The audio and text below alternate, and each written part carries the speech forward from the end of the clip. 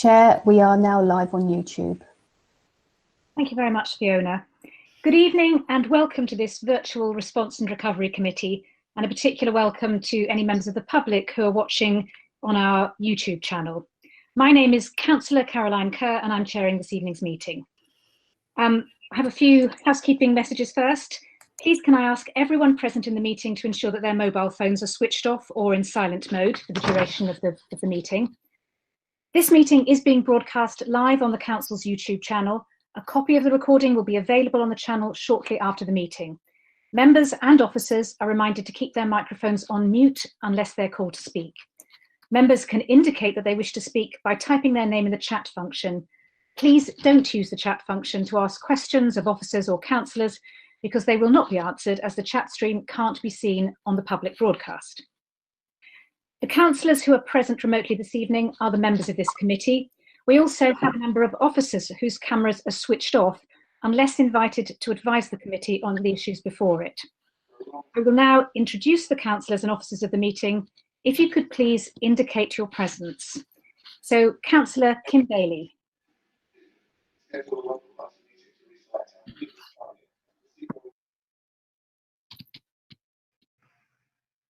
Councillor Kim Bailey, could you just let us know that you're here?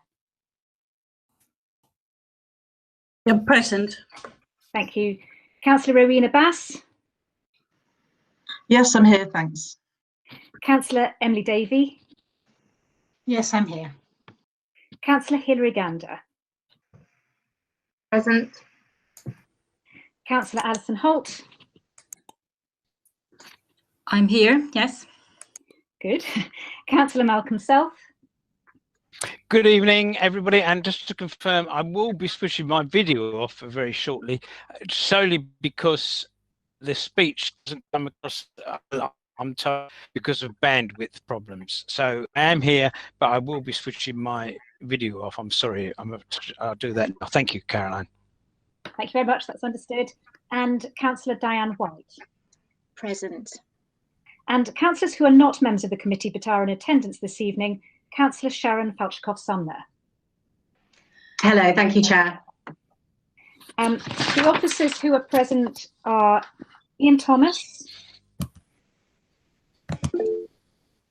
Yes, here, Chair. Thank you. Iona Liddington. Good evening, present. I should be introducing you by your titles, I'm sorry. So Ian Thomas is the Chief Executive and Iona is the Director of Public Health. Sarah Ireland, who's the Executive Director, Corporate and Communities. Present, Chair. Thank you. Naz Hussain, Executive Director, Place. Present, Chair. Ian Dodds, Director of Children's Services. Yes, I'm here, Chair. Thank you. Jane Bierman, Interim Director, Adult Social Care. Good evening. Helen Coombs, Interim Director, Strategic Commissioning, Adult Social Care. She'll be joining us later, Chair. Okay, thank you. Louise Rawthorne, Cambridge Road Estate Programme Director. Yes, I'm here, Chair. Ian Winslet, Strategic Asset Advisor. Yes, present, Chair. Thank you. And Fiona Cotter and Gary Marston, who are both from Democratic Services and will be providing me with any procedural advice this evening. Good evening, Chair. Good evening. Thank you very much. Before we begin, there's a provision under Procedure Rule 27 within the Council's constitution to permit councillors who do not sit on a committee to address the meeting if permission is granted by this committee. We've received a request from Councillor Falchikoff-Sumner to do that this evening in relation to Item 5, membership of the Cambridge Road Estate Joint Venture Liability Board, and Item 6 on the Dementia Care Home. On that sixth item, she would like to ask questions both on the public and the private sections of the paper. I'm assuming that, that members of the committee are happy to allow her to speak. If any member is not, please indicate now on the chat function.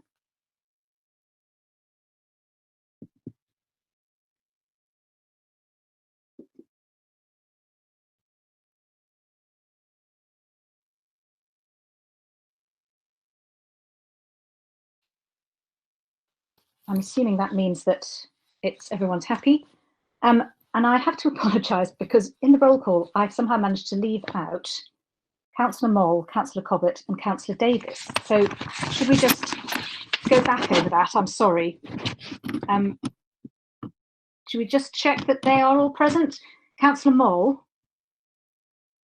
Good evening. Sorry about that. Councillor Cobbett. Yes, present. And Councillor Davis.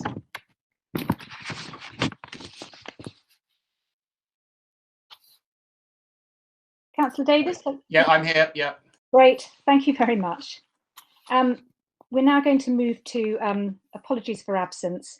As this is the first meeting of the committee, there are no minutes to sign, so we go straight to apologies for absence and the attendance of substitute members. Fiona, are there any apologies or substitutions? Chair, I can confirm there are no apologies or substitutions tonight. Very good, thank you. Members are asked to declare any disclosable pecuniary interests or any non-pecuniary interests, i.e. personal interests, relevant to items on this agenda. Do members have any declarations of interest? Please indicate using the chat function, and I will call you to speak if you do.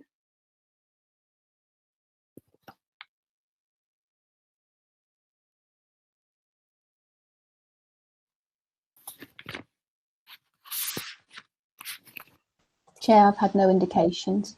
Thank you very much. So we'll now move to item 3 on the agenda, which is the Council's response to the COVID-19 pandemic. I'm sure you've all had a chance to read the report, which outlines in some detail how we responded to the pandemic. Unusually, it resolves to thank a number of our partners, but I think that's quite appropriate. I, for one, couldn't be prouder of the efforts that Council staff have made to protect our residents during this crisis, but we've worked in a real spirit of collaboration with the community, the voluntary sector, the business community, and with all of our strategic partners. I'm very grateful for what collectively has been achieved. Despite the enormity of the problem that we were facing in March, and indeed that we are going to face for an indefinite amount of time, both in terms of health and economic challenges, there has been a real sense that we can only come through this together if we carry the burden together. Kingston really is stronger together. What we've managed is to get food and medicines to those who need them, to house our rough sleepers, to support our businesses through clear communications and efficient distribution of grants. We have achieved a great deal, and all of this while officers have been working remotely. And now the work goes on, and we're working to get our high streets reopened. But all of this has produced very serious financial consequences for the council. The government said, spend whatever it takes, but a few weeks later started to discuss burden sharing. The government, to be fair, has made 2 payments to RBK amounting to £8.5 million. And while this is welcome, it does not cover lost income, missed savings, and the difficulty, for instance, of moving ahead with investments. Our lost income includes parking, council tax receipts, leisure, and libraries. This is not a problem that's only faced by Kingston. The government has given local authorities nationally £3.2 billion, but even the Conservative-led LGA estimates that local authorities need £12.8 billion to fully meet the demands of COVID-19. So the government has effectively given out about a quarter of what we need. There's still so much more to do. Where we can do things better, we need to be open to that. And there's still much more information to gather. And this committee is where we will be examining that information. I have, for instance, asked the Chief Executive to produce a report looking specifically at care homes, and this will be reported in June. Even though the independent sector dominates our care sector and we only have 1 local authority care home, it's very important to understand how that sector has fared. And among the questions that June's report will address are care home capacity, the number of COVID-19 related deaths in care homes, the number of COVID-19 suspected cases, the percentage of providers with less than 5 days PPE stock, and so on. I hope it's clear that we welcome ideas as well as criticism, but without in any way being complacent, I feel that we do have a lot to be thankful for in the way that Kingston has coped so far. And I don't know whether Iona would like to add to that before we open to the debate. Thank you, Chair. Yes, I think the report summarises across all the directorates and including the Kingston Stronger Together hub. It reflects the collaboration, the extreme hard work. We have been in unprecedented times. The epidemic has obviously unfurled. We've been learning as we go along, the guidance that's been coming out nationally that we've had to interpret locally. has been phenomenal, but I am also incredibly proud about how we have responded to this epidemic and how much the collaboration and agile ability that we've had to respond to this, to work in partnership, and particularly to support those that are most vulnerable in Kingston has been seen through. But I'm also incredibly conscious that this is the first phase of this epidemic. Whilst we can't know exactly what's going to happen in the next phases, we have to be prepared to be able to step up. And whilst we want more ability to go back to normal, if you like, in reality we have to be incredibly careful that the virus doesn't start to spread again. We hear an awful lot about the R factor, so how many people are infected, and from one positive case how much it infects other people, and unless we keep this diminishing, we'll see the number of cases rise again, which is absolutely what we don't want to happen. So I completely commend the response of everybody in what the first phase of our actions, and the report summarises, but to keep that in the back of the mind that we have to keep on top of our actions and what we put in place. Thank you. Thank you, Iona. Chair, Councillor Bass has a procedural question she wishes to ask. Please go ahead. Thank you, Chair. No, I probably should have said it at the front. I mean, obviously, we're really grateful to all the NHS. So I was just wondering, given that this is the last time that we get to show our appreciation to the NHS, whether you were planning to honour that by having a 5-minute break at 8 o'clock? I think that's a very good idea. Thank you. Thanks. I will now move the recommendations at the front of the report on page 1. Are they seconded? Can I second that? Thank you very much, Councillor Happy Self. to, thank you. And I will shortly call upon Councillor Bass, who's notified me in advance that she wishes to speak. If any other member wishes to do so, please indicate now by typing your name into the chat function.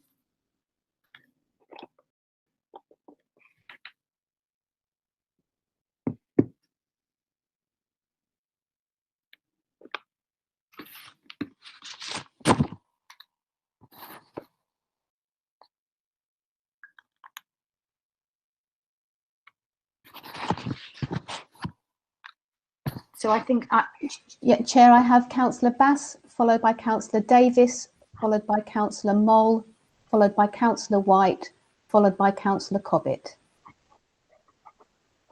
thank you very much. Councillor Bass, would you like to start?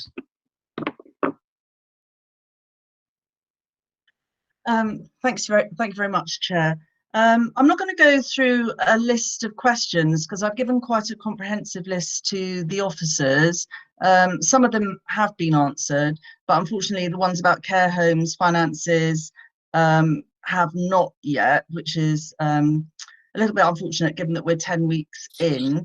But before I say anything else, I mean, I would like to pay tribute to all the council officers, and they've been really helpful in coming back on questions.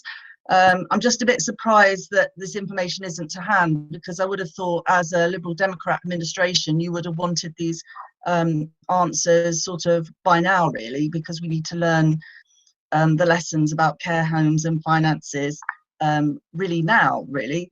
And it sort of comes back to the point that we made at full council, is that we are a little bit bemused, really, because when we look around at other councils, for example, Richmond is doing a full set of meetings. Sutton is doing pretty much a full set of meetings. So we put forward a very pragmatic amendment saying we should have health scrutiny and look at finances and review in June. But anyway, on the health scrutiny, I spent this afternoon listening to Croydon Council. They spent 4 hours scrutinising, well, actually over 3 hours, scrutinising the first item.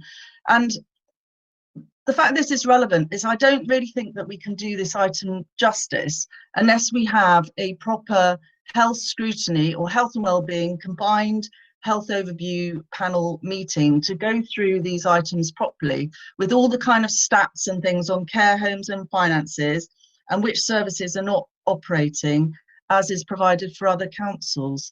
So that's my point. But can I just ask you one question as leader of the council? Would you be able to tell us which services have been suspended, that are still suspended due to the COVID crisis? Because I know officers haven't been able to come back to me on that, but I mean, surely as leader, you would have that information. I think you know, Rowena, that non-critical services were suspended. If you want the officers to give you a more detailed list, I'm very happy to hand that over to them. Is there an officer who would like to take that question? Yes, Lead, I don't mind coming in there. You're right, you know, so we've been responding to a crisis, the biggest crisis of our time. We provided critical services only, which means that everything else has stopped. To pull together a complete analysis will take some time, as I explained to Councillor Bass earlier today, and it requires some coordination. So, you know, by definition, if it's not children's services, safeguarding, adult safeguarding, environmental health, public health, and education and housing, everything else has stopped. Clearly, we've had some services where people have been really innovative and creative. So in terms of libraries, they've moved to, you know, online interactions with registered users. We've increased our numbers of users through libraries. Adult education is another example that have put on online courses. So there have been innovations in some areas, but you know, it stands to reason that if you're just going to deliver, as the government expected us to do, key services, core services, everything else had stopped. Thank you very much, Ian. Okay, thank you. Can I just have one follow-up? So my question is really to the leader, is why were you not prepared to have health scrutiny to actually properly scrutinise the response to COVID as other councils are doing? I mean, surely you would want to have that information so that we can learn the lessons going forward, so that we can respond more effectively to any second peak. And this isn't any criticism on the officers at all who are working really hard.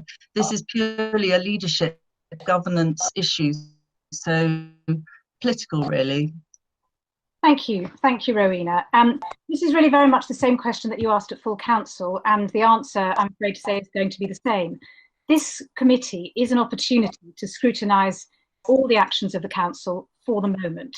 It will give you an opportunity to scrutinise health and finances. We are keeping things under review.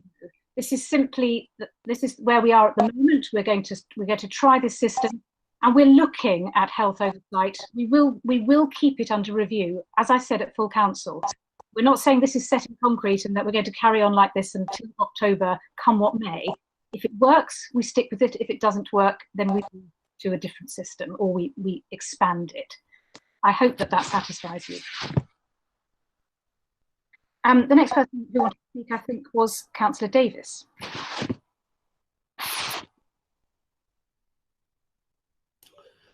Thank you, Chair. I'm going to do something rather unusual, which is not to thank officers and the voluntary section and everybody else, but to thank some councillors, because this has been very, very difficult time for everybody. And I don't think actually we spend much time thanking the members for the additional work and burden which they've all taken on. I think it's important that we acknowledge that it is a coming together whenever you respond to these type of crises, and that members also have a role to play in that.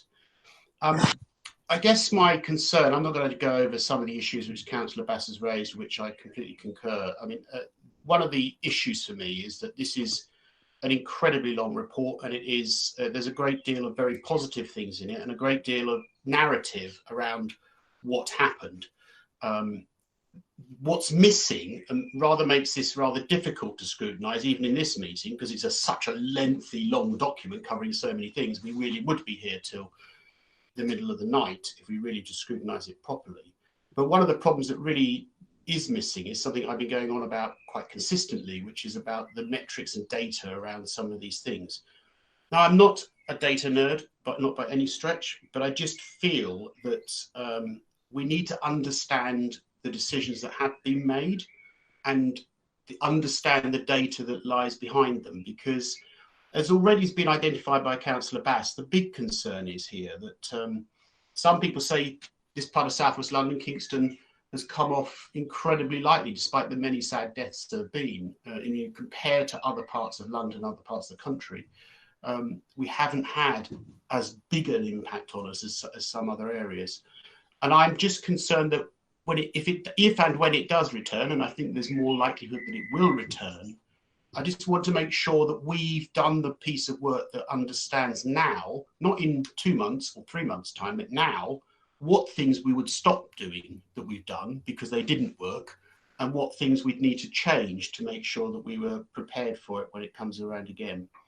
So it's not just for me about the scrutiny and those things around that, which is really important, but it's also about understanding what we do differently the next time this comes along.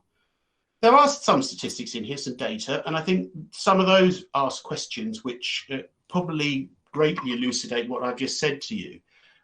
So, for example, the Kingston Better Together, which has been set up very quickly as a hub, and I understand the roles that has, and it's done some very good work in that area. But when you look at volunteering, you can't help but thinking it's been a bit of a failure. We've had 1,200 people who actually contacted the council to volunteer, and yet we've only allocated 136 of those, not quite 10% of the volunteers to actually carry out jobs. And it's about understanding, and I say I can be critical, but I also want to understand why that is and what is it we've got to do next time, because turning away people from volunteering is very difficult. My hunch is that because we're a council, we put some barriers in the way that make that very difficult. And I think that's just something, for example, we want to understand. And then when you look into adult social care, there is some figures that are around that are presented here, which talk about, let me look here, paragraph 43, how we've received over 2,000 individual requests for support from Kingston residents.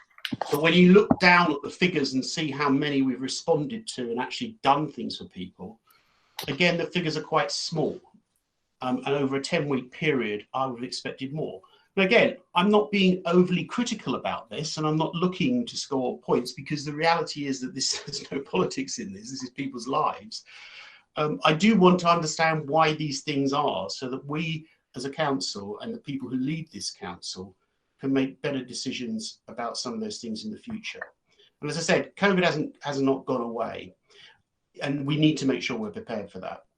The issue about funding, well, I hear what you say. I think in the current climate, we'll have to see what happens about local government finance. I don't think there is clarity around that, and I think it would be wrong to consider this stage that you're going to get any clarity around any of those aspects. And frankly, I think there'll probably be people in the community who would probably not be that interested in the council's finance at this stage, because they too have lost considerable income. And, I express some concern for that as much as anything else. Where I do part company from you, in a sense, is that, and this is not a criticism of officers, I think they're doing a tremendous job under some great strain, and I think they're to be commended for the way they've adapted to the situation. But I do have a concern that the administration isn't being transparent, that it in a sense, it may not be how you feel it is, but it does give the appearance that we've shut down debate. And we therefore need to have some of those answers about why it is that the administration took decisions they took and the way they took them, even in those very difficult circumstances. And I have to say that the minute I don't feel comfortable enough that we've got that information, and I worry that if we're only going to meet once a month, then we're not really going to get that information for some time to come in a way which enables us to prepare for the next attack or wave of COVID. Thank you. Thank you, Councillor Davis. I'd like to just pick up on a few of the things that you said. I mean, on the volunteering hub, I think it's a question that we've been asking too, because we're also concerned that people who volunteer are given useful roles to play. We've written to those, we've contacted those who volunteered and didn't get asked to do anything, to ask them to basically say, bear with us, there will be jobs, this is a long haul, we are in a marathon, not a sprint. And to some extent, I think, a bit like the Good Sam app, what's happened is that often volunteering happens more informally, so that, for instance, if you go to the food hub, you find that lots of the people who are helping deliver food parcels didn't do it formally through a website. They just passed by when they were walking their dog saying, what's going on here? And they got asked, they got told, and they said, oh, I could help with that. So some of this has just happened organically rather than through the hub. And it may well be that there's been overlap, that there are people who are helping through churches, through faith groups, who also volunteered, and we haven't accessed them through the hub. On the funding, you feel that residents don't care. I disagree, because I think this will absolutely affect residents. If we don't have sufficient funding and we're not able to do some of the things we need to do, that will have a real impact. And you say that you feel that we're not being transparent. I don't agree. And I don't think that if you talk to our partners, to the business community, to the voluntary sector, to the hospital, or to residents who've been kept really well informed all the way through this, that they would agree.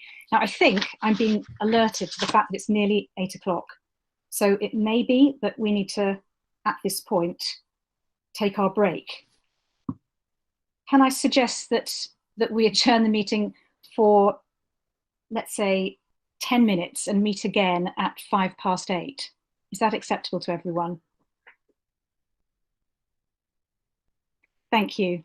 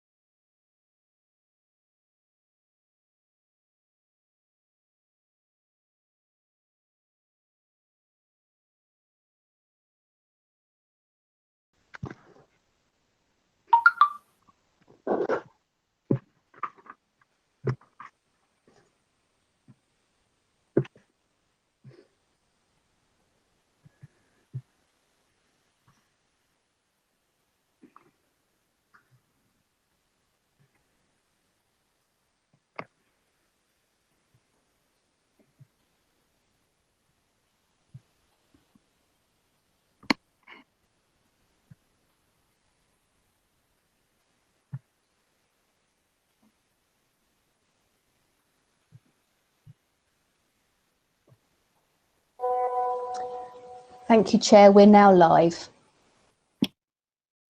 Thank you very much, and welcome back to the meeting, which we're going to restart after clapping the NHS.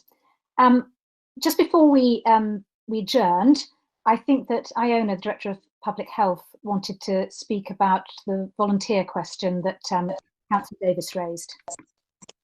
Yes, thank you, Chair. So just to clarify in terms of the use and deployment of the volunteers, it's been fantastic how people have stepped forward throughout the COVID-19 response so far. I think both, as we've heard, through the Good Sam app for the NHS, but also through our local volunteer hub with over 1,200 offers. And we know from those we followed up and been able to utilise, a lot actually volunteered for both hubs of making that offer of their time.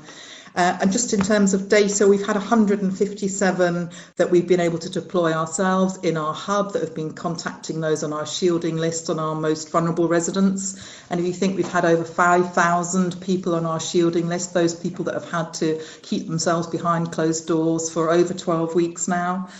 So that support that we've been able to offer has been crucial for them, and we've had much positive feedback for those. We've also had 133 supporting our food distribution, largely through our main voluntary sector organisations. And again, the food offer we've been able to make has been tremendous.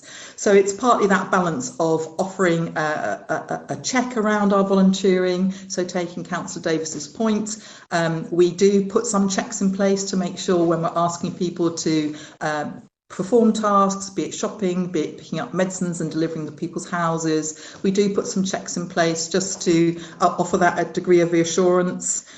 And therefore that does perhaps mean it takes a little bit more time. We have a very strong volunteer base already in Kingston, and we've been able to use those volunteers through our voluntary sector as well. So whilst it may sound like we haven't been able to use all that's been on offer, to a degree that's a credit to the volunteers we already have in place on our voluntary organisations that rely a lot on volunteers. And what we're hoping in our next phase that we can bring more of those people online as well, but also encouraging that informal volunteering. Volunteering sounds a bit structured, and therefore offering help to neighbours, friends is very important as part of this as well. And a lot of people have been doing that informally. So it's making that reassurance that it's great that we've had this response. It may not sound that the sort of 280 people that we've used is great in a cohort of 1,200, but you also know quite a lot of those 1,200 have been used elsewhere too. So it's to offer some reassurance around that. Thank you. Thank you very much, Iona. Councillor Mole was the next person who asked to speak. Thank you, Leader. Mine's just comments really. I'd like to offer my thanks to the officers who have done so much to ensure that the business sector specifically has been supported during the pandemic. This has included, as I'm sure lots of you have seen in the press, access to business grants. Despite the fact that the administration of this was placed on councils by national government without warning, Kingston, one of the fastest boroughs in London to start paying out grants. This was the first of these, just before the Easter weekend. And so far, a total of 1,847 grants have been issued out of an estimated 2,161 eligible cases. And that's a payment total so far of 26.61 million. We've also developed a business newsletter. It's been a really useful and informative communication during this time with the quickly changing information. And the registration and distribution of this is currently at 3,248. And the Economic Regeneration team in particular have worked really hard at recognising the need for skills and development due to the change accelerated because of COVID-19. And therefore been promoting webinars both through the London Growth Hub and from Kingston's Business Support Programme. They've also managed to send out, and I've almost finished collating the first business survey. And the results of this will help us to understand the impact on businesses so far and what areas we could offer support as a council and where we can identify other partners. And we're also beginning the delivery of the small part of discretionary grant money that we have to allocate in June. For businesses, as I'm sure we all know, the full impact of this crisis is ongoing and still revealing itself. But I am proud of the role the council has played so far, along with its partners, and the role that they will continue to play in supporting our business community. Thank you. Thank you, Councillor Mole, and I absolutely agree that we're going to all need to kind of work together to support the business community in the months ahead. Councillor White, would you like to speak? Thank you very much. Thank you. Much the same as everybody has said before, in that how proud I am of being a Kingston resident, and how wonderfully everybody has come together in collaboration. Our residents, our officers, our fellow councillors, absolutely everybody. I've particularly been very aware of children's services and the wonderful work that they've been doing.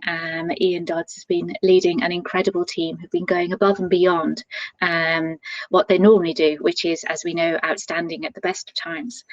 I would slightly say, going back to the critical services point, that actually I do think in children's services they have managed to carry on with a lot of non-critical services as well. Just thinking of the offer of the children's centres, the offer of the youth service, they're absolutely amazing. They're as good as before, it's just different from before. But there's one question I would like to raise, possibly to Iona, but I say it's not specific to children's services. I just wondered if you could give an example perhaps of some of the challenges you've faced, that we've all been facing, but how explaining how well we've managed to overcome that. Thank you, Councillor. So I think one of the challenges has been learning as the epidemic's unfolded, because it's been unprecedented. We have learned from other countries. Clearly there's been a lot of national guidance, and because of the unfolding nature, it means there's been an awful lot of guidance released on a daily basis, often guidance updated 2 or 3 times a week, and that's where I think communications has been so crucial a part of this. So keeping our councillors informed, keeping the public informed, keeping our providers informed, keeping our schools informed, for example, and also enabling them to ask questions and us trying to find more detail, because it's one thing having the guidance, it's another thing interpreting and putting it into practice. So I think being a conduit for not necessarily having every answer, perhaps going up to national bodies to try and get greater clarity on that guidance. And I think we'll continue to see that going forward as we start to see lockdown released, clearly as we start to see schools open, putting that into practice, doing it in a safe way, learning as we're going forward is a very important part of that. And therefore I think that being a learning council, learning from what we've done already and also then building on it, learning from what other countries have experienced and putting evidence into practice, I think is really important too. So I think those have been some of our biggest challenges. I think when I look particularly at testing, for example, and trying to get more places tested, when I think back to Councillor Davis' point about metrics, the trouble is that if people aren't doing exactly the same thing in every area, you're not going to be able to compare like with like. So if areas are doing more testing, it may look like they've got a higher rate of infection, but it may just be that they're ascertaining more positive cases because they're doing more testing. So those sorts of things are going to be an important part of going forward when we're looking at getting information for Kingston specifically. Thank you. Thank you very much, Iona. Councillor Cobbett, would you like to speak next? Thank you very much, Chair. Just a few comments really on the response, and then a couple of areas where I've got specific questions, but I'll, as I know it's easier in these online meetings to not have too much back and forth, I'll list all of that together if that's okay. Like others have said, I'm really proud of the response. I mean, I know that one of the things that we're known for in Kingston is working well with our strategic partners and with our voluntary sector, but it's quite another thing to actually do that under the amount of stress that this situation has put everyone under. We're almost, I think some of us at the point where now it's gone beyond 2 months, people are almost getting used to this being the normal situation, but it is worth bearing in mind just how quickly that we've had to adapt, and how quickly we were able to put things like the Stronger Together hub in place, so that it was starting to help people, basically in the second week of the lockdown period, having been set up in the previous week. There's a few areas where I've been particularly impressed by what we've been able to do and what the officers that I work with in my portfolio area have been able to do, including some of the things that are unseen, that people don't often talk about. things like IT and customer services unless they work in them. But it really is quite a feat to have an organisation that would normally be based across 3 main central buildings and several other outbuildings, essentially being able to carry out this extent of its normal operations with barely anyone in the building at all. And that's a testament to the work that the team have done to set everyone up working from home and in a flexible and mobile way, and also the work that customer services have done in being able to answer calls quickly, and so we can prioritise emergency calls. But I would also like to thank residents for the part that they've played in that, because I think when it comes to our response, whether it's people maybe waiting a bit longer or being willing not to call us up for things that normally would be pressing but were less urgent in the context of coronavirus, or whether it's the way that people have respected the lockdown measures and guidance, even though it's often been at some cost to them, that has enabled us to make the response that we've had. It wouldn't be possible for the council and our partners to do that without residents playing their part. We've also done a lot of creative thinking on the cultural side as well, in terms of keeping people stimulated and entertained and connected with each other. I think a lot of people would have found it difficult to imagine that we could have run just quite as many activities as we have done out of adult education and the library and the museum. People associate those services very much with the buildings that they're based in and the physical assets, but actually we've been able to replicate some of the engagement that we would have normally, but we've gone over and beyond it with our book reviews and our rhyme time sessions. We were able to, the museum was able to contribute in commemorating VE Day just a couple of weeks ago, and sort of Kingston's history in relation to that. And I'm sure no one will forget the wonderful sight of our mayor learning the dance that went along with that particular event. But also additionally, they are, as part of their role as kind of custodians of our history, they are inviting people to kind of document their own experiences of dealing with this crisis and to kind of send in artifacts and stories that will become our history in the future. Our comms team have, of course, also been working very hard, in the period up until this week, sending 3 newsletters out a week that residents can subscribe to, both making sure people understand what the public health guidance is, but also how they can help others, how they can request help, and profiling some of that community volunteering that's been going on. So I'd like to thank everyone that's kind of engaged with that, as well as who's contributed to making it happen. So a couple of areas where I've got specific questions that you or the relevant officers may be able to follow up on that I'd like to know a bit more about. One is around our support so far, but also into the future for our voluntary sector. There are, as there are for many sectors, a number of national schemes that the voluntary sector can tap into to make up for some of the lost income, but they're not comprehensive, and by no means every voluntary sector organisation that operates locally qualifies for that help. So I want to know what we're able to do over and beyond that, because clearly, the recovery phase of COVID, which I know we're coming on to talk about later, is going to very heavily, involve our voluntary sector helping us to deliver that. And many of the organisations are quite small and nimble and won't have huge amounts of reserves and so on. So it'd be great to hear more about that. Secondly, on the area that you mentioned around the local government finance and what the Department of Communities and Local Government has urged councils to do, and how they've subsequently rode back on some of that. It would be great to know what the latest is in the discussions that London councils and the LGA and ourselves are having with that department and with central government, and kind of what your message would be if in the off chance that the Secretary of State for Local Government and Communities was watching. What would be your message this evening about what Kingston and other councils like us need as we go into the next phase of this? Thanks. Thank you very much, Councillor Cobbett. So in answer to your question about support for the voluntary sector, it is an area that we're all very concerned about. We know how heavily we depend on the voluntary sector, and we know that it's been tough for many charities. Some will be eligible for the discretionary grant, but as Councillor Mole has already indicated, the pot of money that's available is quite small, and it will not spread so far that it will reach everybody by any means. So that's not going to be the panacea for all charities. We have given rent holidays to those who use RBK premises.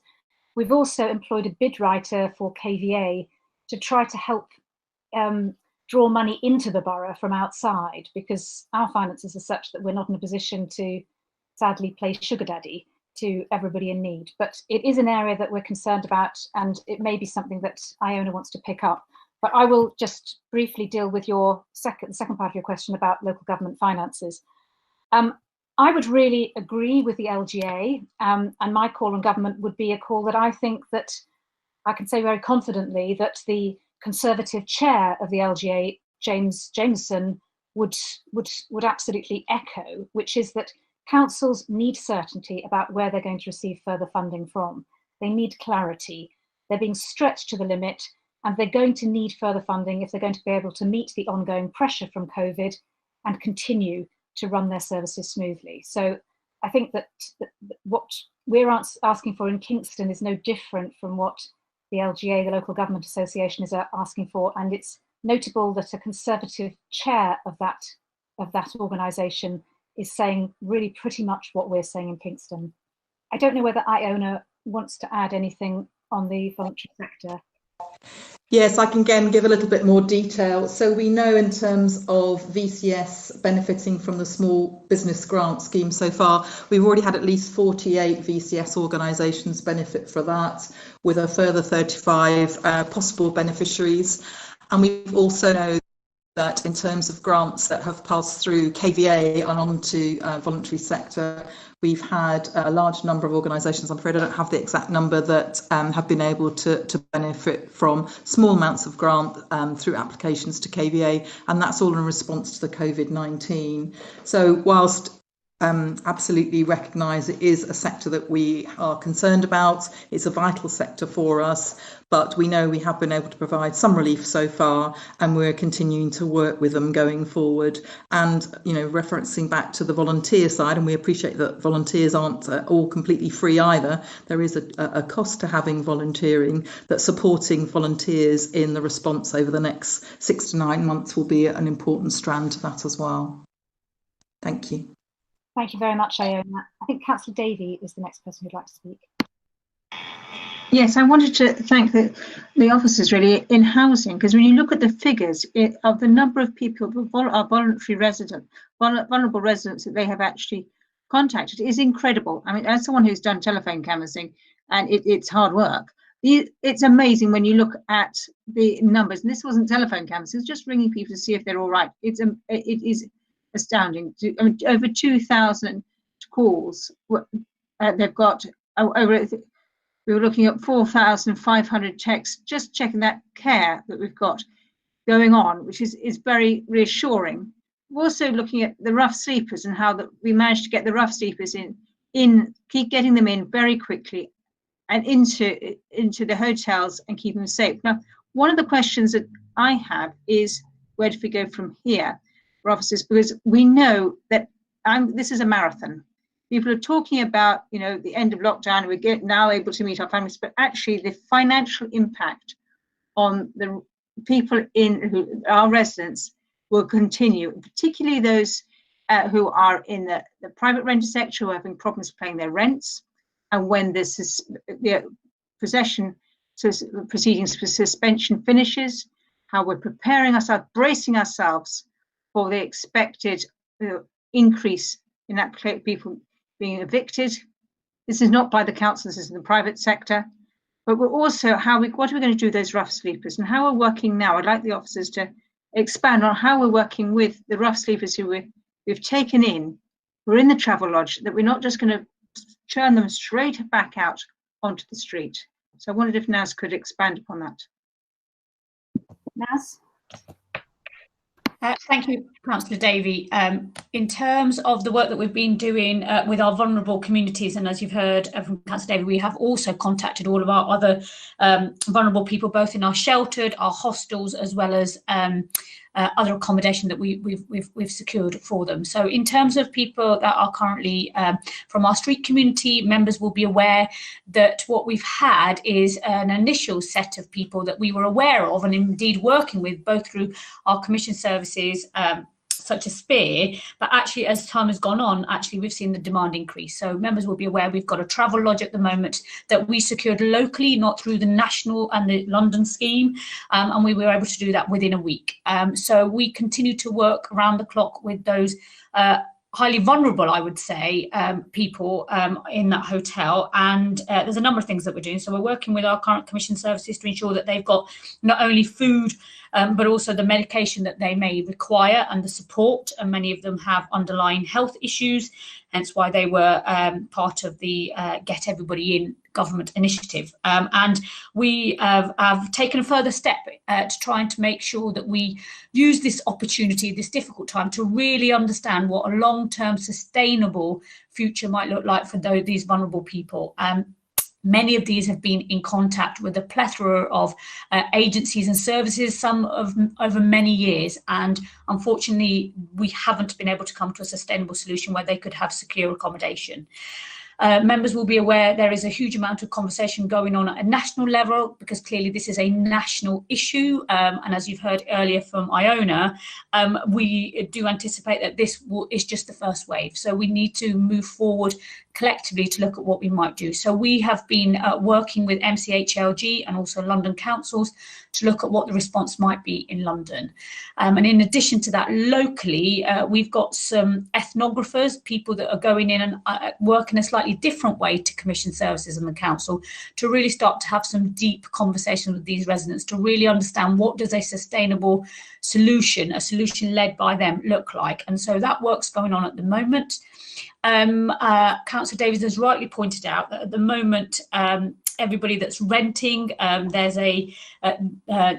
been a government direction that nobody can be evicted. That is my understanding at the moment until the end of June, and we do sadly anticipate that at the end of that, there will be those people that may well be currently furloughed, who may be working in that kind of low economy retail and catering and other kinds of industries, which may find themselves unemployed, sadly.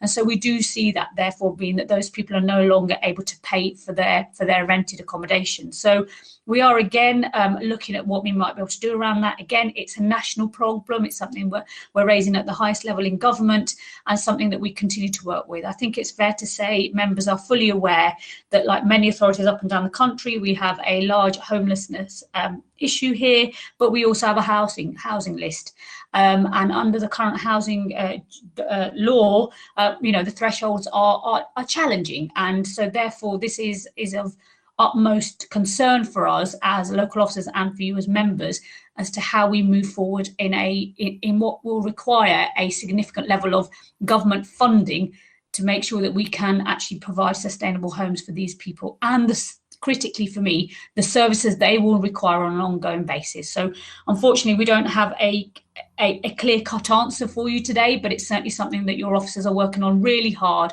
both at a London level, but also with central government. Thank you. Thank you very much, Naz.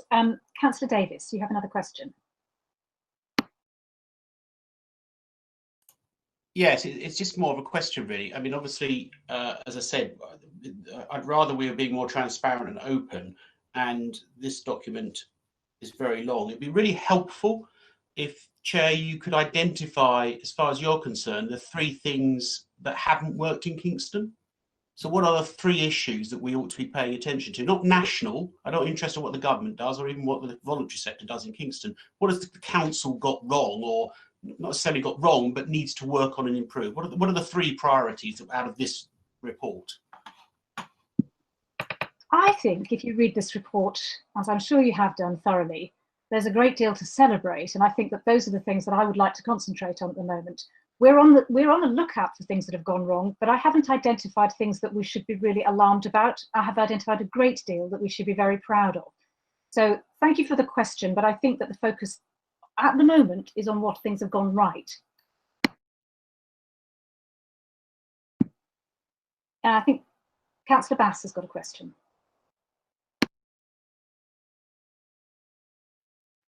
Thank you, Chair. That was really quick. I didn't realise it actually came up until I pushed send. So thank you. Wasn't quite ready for that. Anyway, yeah, no, I did have a question going on from that. I know that perhaps you don't feel that. Can you hear me? Just about, Rowena. You're breaking up a little. Oh, sorry. I'll speak a bit closer. Yeah, no, you were just frowning, so I thought perhaps you couldn't hear me. No, I mean, I can understand that perhaps you feel that everything is going right. And it's like Councillor Davies has said, you know, we really commend the officers, and, you know, the work that the council and the officers have done has been, you know, absolutely outstanding to kind of, you know, change everything in this short pace of time. But, you know, you're kind of in a different sort of league as leader on the sort of information that you have, and the access to office that you have. I mean, clearly from the start of this process, we were told really not to contact officers unless absolutely necessary. And we've tried to adhere to that because we do realise that officers are extremely busy. And yes, there has been a lot of emails coming our way, but one-way information is not the same as really us carrying out our role as councillors and as challenge and scrutiny.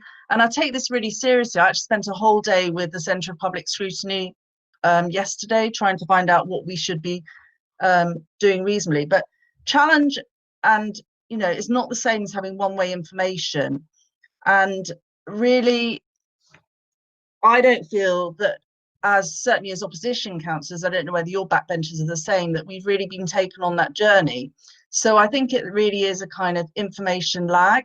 But you may think that there's nothing really to challenge, but really this should be a scrutiny meeting. And, you know, like, for example, Croydon spent over 3 hours just on the first item of this agenda. Having an agenda with 4 huge things on it means that we can't really do it proper justice, and we don't have the medical people and everything like that. So what I would say is, this meeting, we're all talking about what's good. So in some ways it does sound a little bit like government bashing and a sort of a Liberal Democrat sort of party political broadcast. I mean, I'm sure it's not really supposed to be, but obviously you're all a bit more up on what's going on. So obviously you want to, you know, emphasize on what's been going well. But I do think for scrutiny to work properly, we need to be able to have true transparency and be able to get answers to all the questions. And my last point is, these are the only council meetings we've got, but there's no facility for the public to ask questions. Why is that? So I don't know where to start, because there were a lot of points made there. First of all, I think you misquoted me. I never said everything is going right. I said that we have a lot to celebrate, and that I would like to concentrate on what we know has gone well. That does not mean that we are not trying to evaluate the whole piece. We are actually about to commission a formulative evaluation because we're very keen to learn. There's no question about that. Councillor Davis asked me what's gone wrong, and it's hard to kind of come up with 3 points that on the spot that you're kind of outlining have gone completely wrong. But there are lots of areas that we're concerned about. Councillor Davey pointed one out. We're worried about private renters who may not be able to pay their rent, who may not yet have realised that they're accruing debt, and that if they want to apply for universal credit, they can't backdate those claims. So they may find themselves really in great difficulty once the end of June comes and their landlords are able to evict them. That's a concern. I'm very concerned about people who have no recourse to public funds, for instance. And I came across a family just last week who are in dire straits, not allowed to claim benefits. They have no money.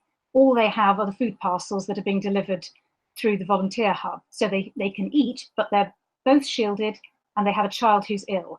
Now, there are lots of concerns like that we are trying to work through. I was also really concerned about the level of testing early on, worried about the fact that care homes did not have access to testing early enough. And this isn't a party political point, it's a public health point. If you don't test, you don't know whether people have infection or not. We were very lucky that we got the Chessington World Adventures testing site in our borough.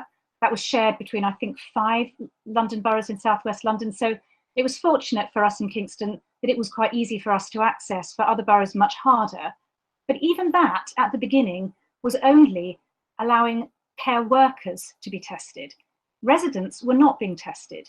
So it is very difficult. It's one of the reasons that I've commissioned a report into care homes and levels of infections there, because I was concerned that testing there wasn't adequate to start with. I hope it is adequate now, and that's one of the things that we're investigating.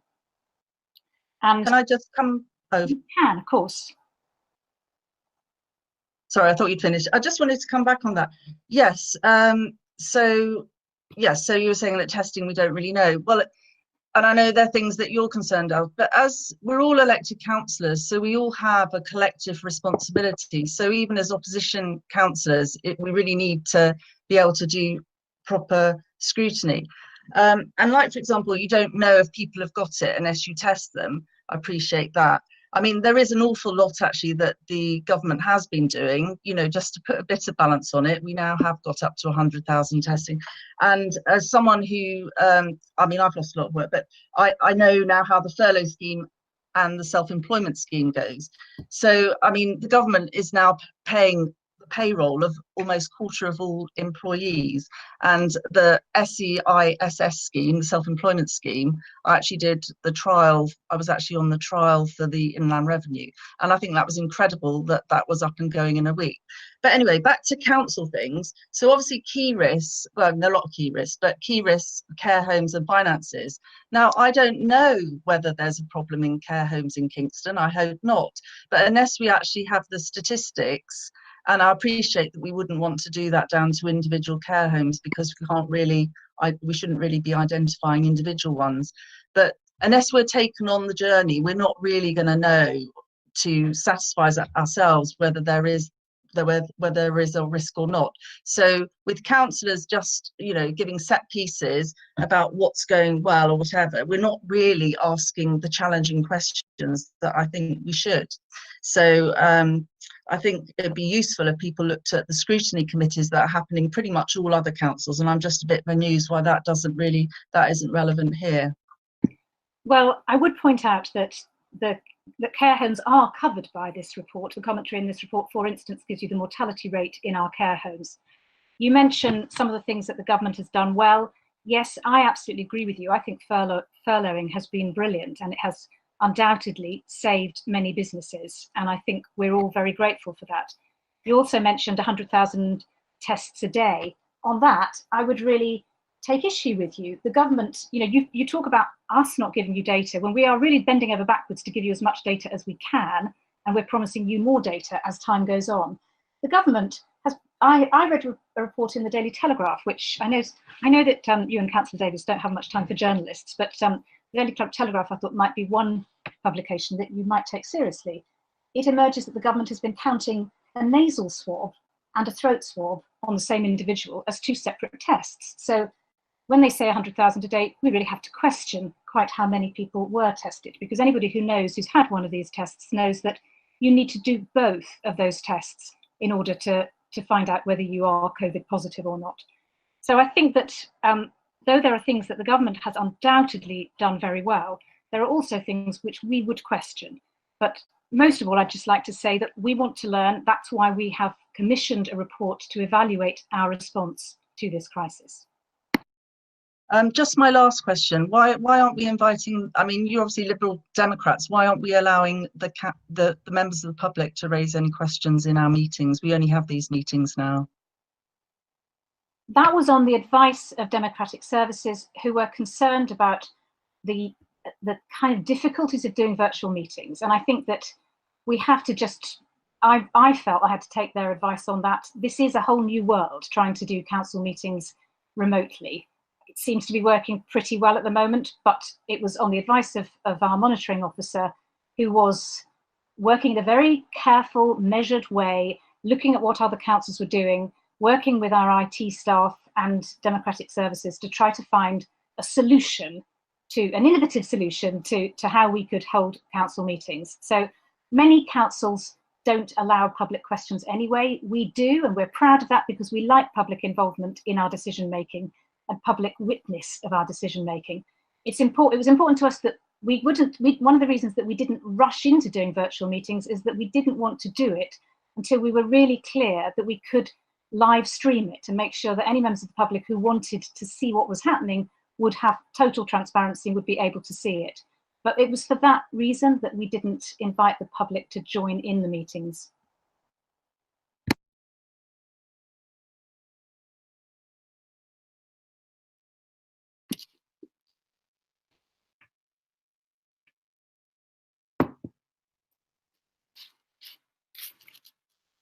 I think it seems as though we have no further speakers on this. So if that's the case, we will now take the vote by roll call. I will take the recommendations en bloc unless any colleague indicates to the contrary in the chat functions.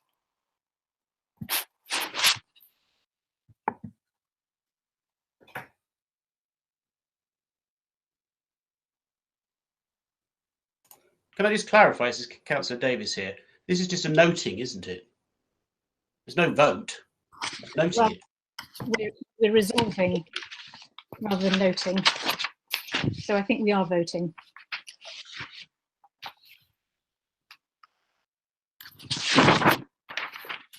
Chair, I believe recommendation, there is one recommendation to resolve. Is that recommendation 2 that is to note, and then there is a resolution on the agenda?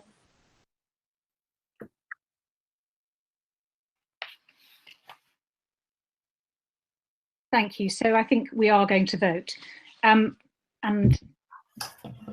Fiona, I think you're going to run through the members to ask them how they're voting. Is that correct?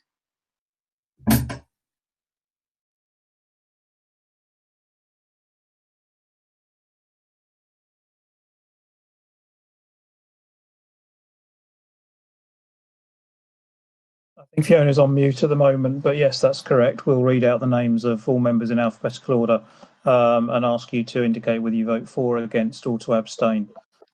Fiona, are you able to unmute and proceed with the vote?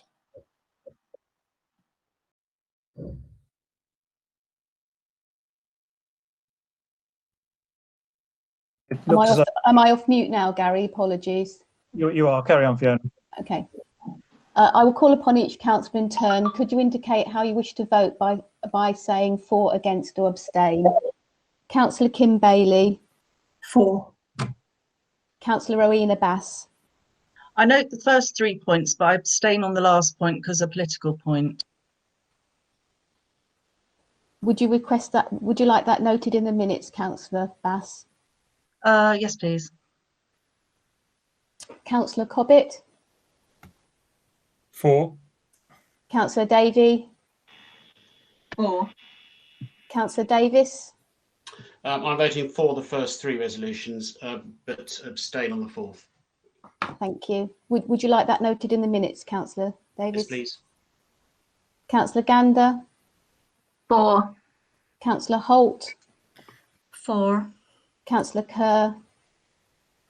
For. Councillor Moll. For. Councillor Self. For. And finally, Councillor White. For. Thank you. The vote is carried, 12 in favour and 2 abstentions. I beg your pardon.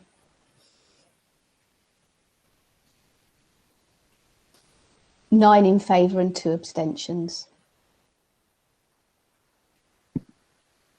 Thank you very much, Fiona. So we're now going to move on to item 4 on the agenda, which is analysis of COVID-19 key issues and capacity of the Council to respond to current and future challenges. This report provides an overview of the Council's response and considers its position to respond to the challenges that we're going to face in the coming months and years. It looks at how the Council can enable renewal in the borough, it gives a SWOT analysis, and it proposes a route for this administration to respond to the challenges ahead, both in terms of the economy and the wider community. And I'd like to ask the Chief Executive if he would like to talk us through any aspects of the report.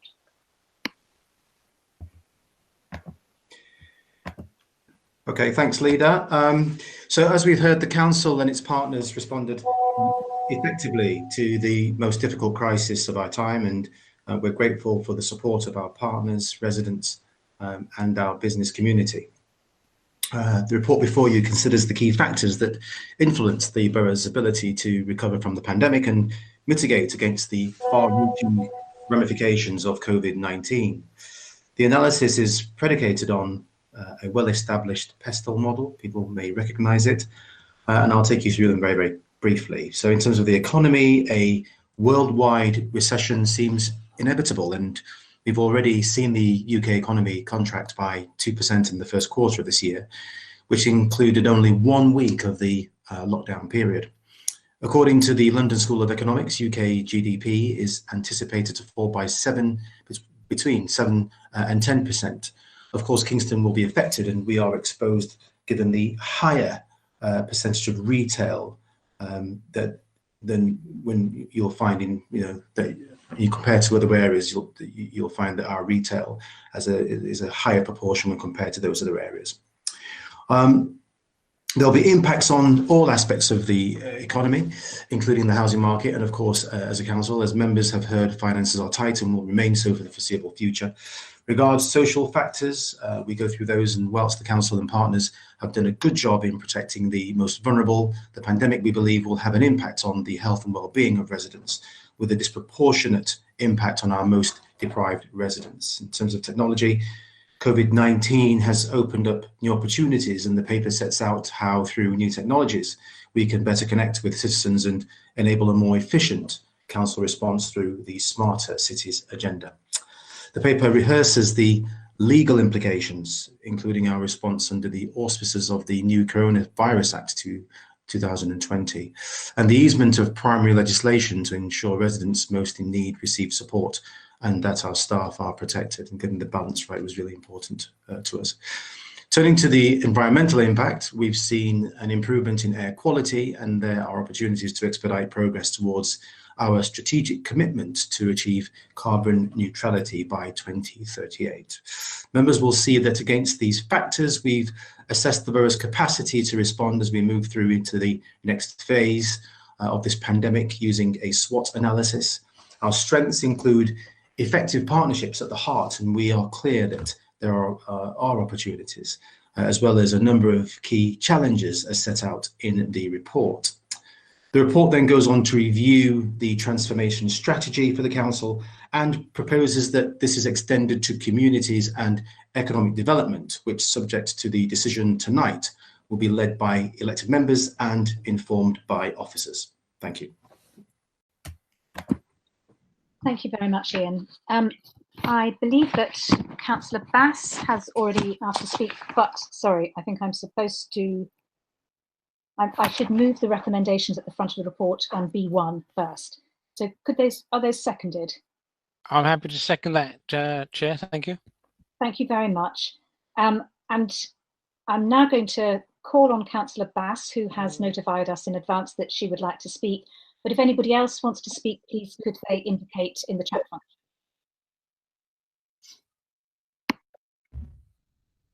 Councillor Bass. Thank you. I don't think I'm going to give my name in future because it means I always have to go first. But anyway, thank you for calling me. I just had a couple of questions, and then I just wanted to make a general comment, really. I mean, carrying on from my previous one, I mean, to cover 4 really large items like this in one committee isn't really give anything much depth. 2 particular things. As you probably know, I'm an audit sort of scrutiny by background, and I am quite concerned that also we're not having the audit, governance and standards committee, which has a key role in looking at the risks and managing, well, monitoring and scrutinising the risks of the council. And obviously that's not now happening either until, I gather, until at least October. So we don't really get a scrutiny of that. So I had 2 particular questions. One that's an emerging risk for all organisations with people working at home, is cybersecurity. So what I'll do is I'll give my 2 questions and I'll make a comment. Well, actually, I'll give my 2 questions. Maybe you come back on those and then I'll make a comment at the end. So one is cybersecurity. I just wondered what the leader and the officers, I know I've raised this already, but I think it's really important to make it public. So with cybersecurity and all the people working at home, and obviously there are far more risks of viruses or like phishing attacks. I think phishing attacks are probably the key things. That's what I've heard from the chief executive and also from my accounting institute as well. So what assurance has the leader got or the officers got that the cybersecurity risks and I suppose education of staff working from home that's one thing. The other thing that would be covered by the audit committee, which we're not getting a chance to properly scrutinise, is the fraud risk. So obviously with all the benefits and all the extra money going out, there's an increased fraud risk. So how can we assure ourselves as councillors that risk is being monitored and minimised? Thank you very much, Councillor Bass. You raise important issues, and I know how every organisation worries about cybersecurity and recognises the dangers that it poses. I'm also aware that officers were very concerned about fraud risk at the beginning of the period when they were allocated the business grant, and they were very keen that they did their due diligence and made sure that that money reached the right people. But I'm sure that officers would have a more detailed response to this question. So not quite sure who would like to take it. Happy to take it, Leader, if I may. So cybersecurity risks have been monitored closely throughout the period of lockdown to support this throughout the period of COVID-19 and through our response. The Digital and IT Security Board is meeting regularly, monthly, as opposed to every 6 weeks, to review any emerging risks and to assess our sort of overall position, including any training of staff required. The risks to IT services, including cybersecurity, are reported into the Gold Risk Register, and members have heard that Gold meets frequently.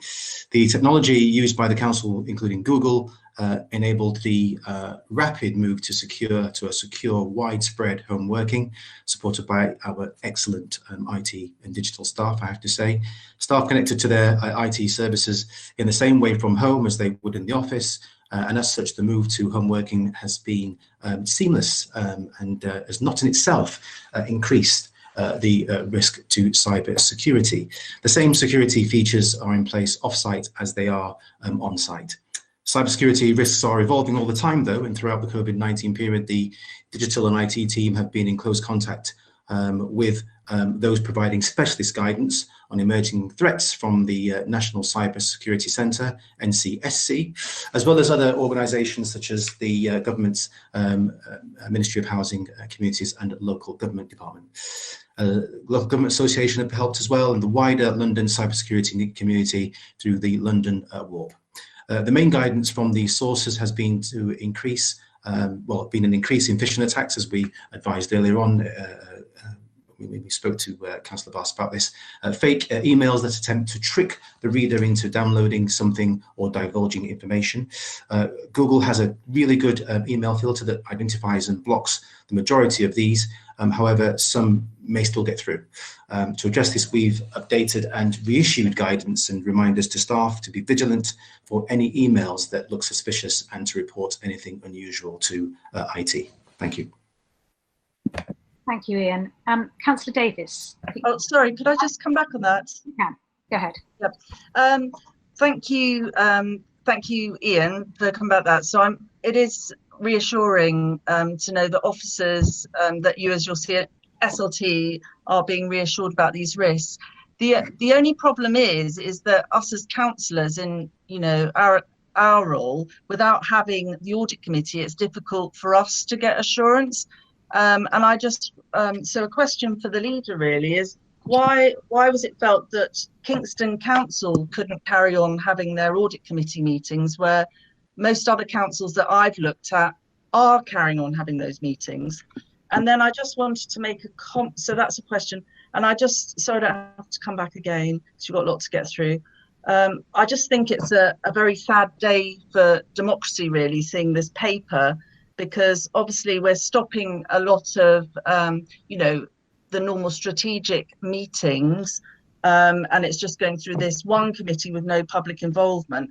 And yet we're setting up these two task forces, which seem to me a bit like strategic committees, but happening behind closed doors. Thank you, Rowena. Well, I don't agree with you that this is a sad day for democracy, and I think you are getting an opportunity to ask any questions that you have to pose to us. On the audit committee, as I have said before, all of the structures that we've put in place are under review.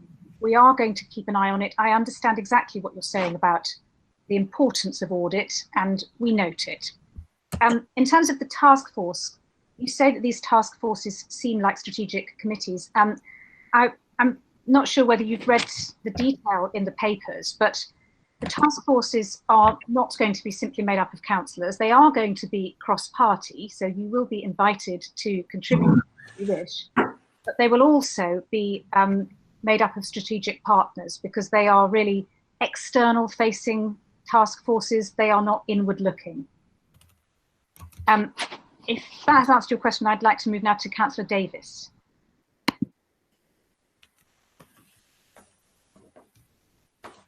Sorry, Chair, it was getting rather dark in my garden shed, so I need to put the light on. It's been a while since I've seen a SWOT analysis, I have to be honest with you. And I'd love to have seen what the Chief Executive put down in the political bit of the PEST, which he hasn't included in this, which I'm sure is for very good reasons. I think my comments are on this, that I'm very confused by the approach to this. It just seems to me the focus is wrong here. I mean, the areas at this moment in time that we need to most be concerned about in terms of recovery are the council finances, health, because I think there's there are coming problems for the health sectors, and as you know, Chair, you yourself have put out a video about this, that if we're not careful, we'll end up with a hospital and nobody in it, because we've downgraded healthcare insofar as people who've got actually non-COVID issues have kept away from it, and we've got to find a way of making that work again. I'm also very worried about social care, and this is connected to the hospital thing, about the way adults get discharged from hospital in this sort of new environment we're in, and also the fact that in children's social care is likely to be some changes we're going to have to make over the next few months. So I just feel that the way that these three subcommittees that you're asking to set up are focused is possibly hitting the wrong thing. And I'm not sure I have an absolute answer for it, but I mean, I don't know that now is the time at which we can support business, because actually what business needs at the minute is somebody to open the doors and somebody to give them some money. That is the fundamental issue that faces them. And I'm not sure that we're in a position as a council to understand or even take a role in understanding how that's going to be bridged over the next few months. Yes, I agree. It's always good to have an economic development strategy, and the council has one of those. And if its intention is to go and review that, then I see there's a role for that. But I'm not sure there's anything new that we can bring to that debate. And I also have to say that I'm very concerned about the idea that we're just wanting to look at neighbourhood committees. I mean, I don't see where that fits in this thing. I mean, it's we're talking about a global pandemic, and we want to sit around discussing neighbourhood committees. And I just don't think that's an appropriate use of our time. And that's really where I have a problem, because even were you to go forward with this scheme, I can't understand why councillors are not involved in the one committee, the organisational one, which is going to be looking at finances, because we most certainly have a role in that, and we should be on each of these three committees if they are to be set up the way you've asked for them to be set up. And I also have, very similar to Councillor Bass, concerns that we can't really do this stuff behind closed doors. We do have to be transparent and bring people with us, because as we learn, you know, without transparency, people will not understand why we're having to make changes in the way we are making them. And it is inevitable, given our finances and given what we're in at the minute, that the council's approach to some of the services we currently run is going to have to change, and we're going to have to explain that. And that's where I think the focus should be at the moment, not on these particular committees. Thank you very much, Councillor Davis. Well, I'd just like to say I don't believe it is going to happen behind closed doors. One of the reasons that we're setting up these task forces is so that we can bring you on board and bring partners on board. So I don't really see that as a closed environment. You say that you're worried about health and social care and children's social care. So am I. And the community cell is all about our people. It's putting communities absolutely at the heart of this recovery work.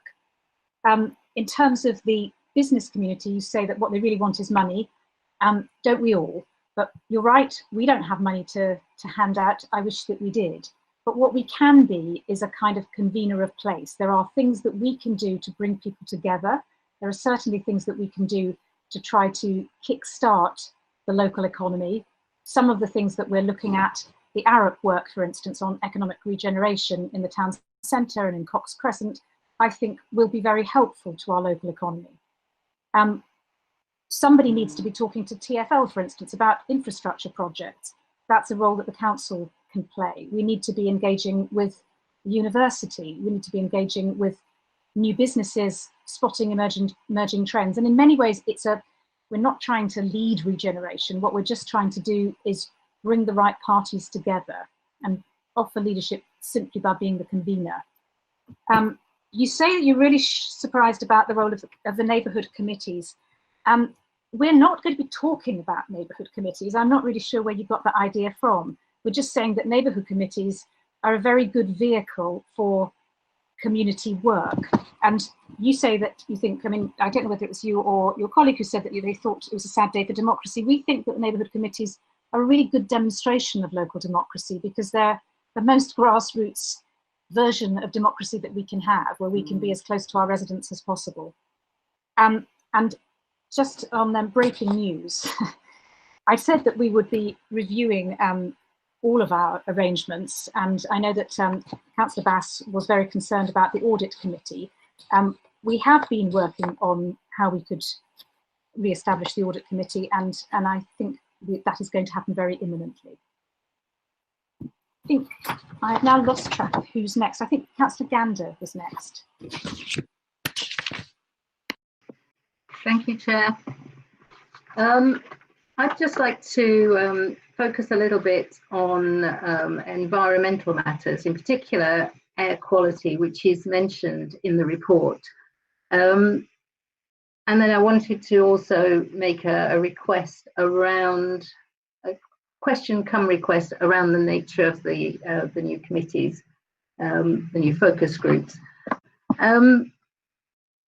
I think we all recognise that air quality has improved. We can see it for ourselves.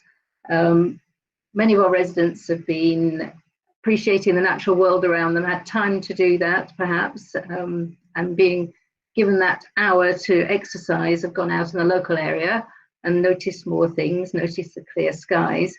And it's been a real balm in what's a really stressful, painful time for many people. So I think it's absolutely great that we've had that opportunity in amongst all the pain that people have been suffering. And I'd just like to, in response perhaps to a couple of the members' challenges around detail and depth, that I did actually do some checking on whether our air quality is cleaner since the lockdown. And as you might expect, it is, certainly in some ways. I won't go into too much detail, but certainly for nitrogen dioxide, the levels at Tolworth Roundabout were 25.9 micrograms for the month per day, from March the 23rd on lockdown day to April the 22nd, against an average over the previous 4 years of 48.6 micrograms per cubic metre of air, which is, it's really quite amazing that can happen, and that it doesn't happen on a daily basis normally. Also Cromwell Road, normally 27,933 vehicle movements per day happen at Cromwell Road. That's an astonishing number. That reduced by 57% to 11,951 in the first week of the shutdown, the lockdown. So clearly we're getting nitrogen dioxide benefits there as well, which I wanted to share with members as a kind of, this is what we can do. And what I've been wondering is how many of these good changes, these benefits that we've seen, will stick. And I actually Googled how long it takes to change a habit, because we have been changing habits. Many people have switched to shopping local. exercising in local parks and streets rather than going to the gym, working from home, for example, and finding it's actually not as, not as different as it might have been in previous years before all the technology improved. Leaving the car at home and going out for a bike ride with a family, which is the thing that I like to see on my local streets happening. And it turns out that whilst many people may think it takes 21 days to change a habit, that's a myth, apparently. In 2009, a UCL health psychology researcher found out that it takes 66 days to change a habit. And you know what? It's the 67th day of lockdown today. So I came out of looking into that quite positive, thinking that our future challenges around changing our habits, which is something that we need to do, around climate change and air quality, which we need resident participation and buy-in for, that it is doable, that we, maybe we have made such a good start. I'm quite excited about that. Because the stakes are high. We know that 1 in 20 deaths in Kingston are affected by air pollution, and that it affects the most deprived in our borough. So when we're thinking about people who will have been affected, who may have been in jobs that they have lost, and now they have this extra threat, if we don't make air quality improvements stick, they then have this extra effect on them. So council's primed and ready to play its part as far as funding allows. That's one major worry, obviously, that we won't have money to throw at the problem. But we're getting our bids in for the limited TfL funding for the temporary street space measures. So the changes that we've already seen on Kingston Bridge and by Wilco's, those measures to help people to socially distance and travel around sustainably. We're funding those ourselves when we'll make retrospective claims for that money from TfL. And then there'll be temporary school streets and many, many measures that we will roll out over the next few months that residents themselves have been submitting to us. So there's been quite a lot of input into that. So quite a lot of resident participation there. And some of these things may stick as well. Some of these measures, we'll find that residents will ask us to keep them in. I'll finish off with just saying that the review of our air quality action plan is due this year, and I have seen an early draft, so officers are starting to work on that. And many of the things that the Citizens Assembly on air quality came up with, we'll be looking to incorporate many of those. Now, my request is that the task groups, sorry, I'm not calling them the right thing, am I? Working groups, task groups, that we at least, that I can have input into the remit of those task groups, because I don't see the environment on there. And I don't know which one it would be in. I suspect I would like it to be in both economic development and communities. And I just wondered if it would be possible for the environment to be within those terms of reference when they're drafted. And just to really back up that, the council, as I say, is playing its part, because that's what residents are telling us that they want. There's a lot of what has been happening to nature in the recent times that people want to keep. Thank you very much, Hilary. Noted the request for the environment to be involved in the terms of references for both groups. I absolutely agree. And I hope also that in the spirit of cross-party cooperation, that our opposition councillors will support the measures that we're putting in temporarily to keep the air clean. Because some of them I know might be controversial, but we think this is an opportunity to try to really do something that our Citizens Assembly suggested. When residents really put their minds to it, they realise it's something that has to be tackled. I have lost track now of who is coming next. Sorry. Chair, Councillor Cobbett after Councillor Gander, followed by Councillor Sumner, followed by Councillor Bass. Thank you very much. So, Councillor Cobbett, please. Thank you, Chair. I support the approach that's laid out in the paper. I think it's already been referenced by a few speakers that there are a number of things that we've started to do differently, some of which are things that we would have had in our long-term aspirations in any case, whether that be around digital innovations or some of the measures Councillor Gann has been talking about the environment. And therefore we have a particular opportunity now to try and make sure that the things that we don't want to go back to normal after the sort of immediate public health emergency subsides are retained. But also, in light of what we were talking about in the first item, we're clearly going to have some serious financial challenges. We hope to get more relief than we've had so far from central government, but there's clearly likely to be a gap left at the end of that. We're going to have to think about new ways of working. And it's quite right that our focus should be on that, even at the expense of some of what would otherwise be our routine business.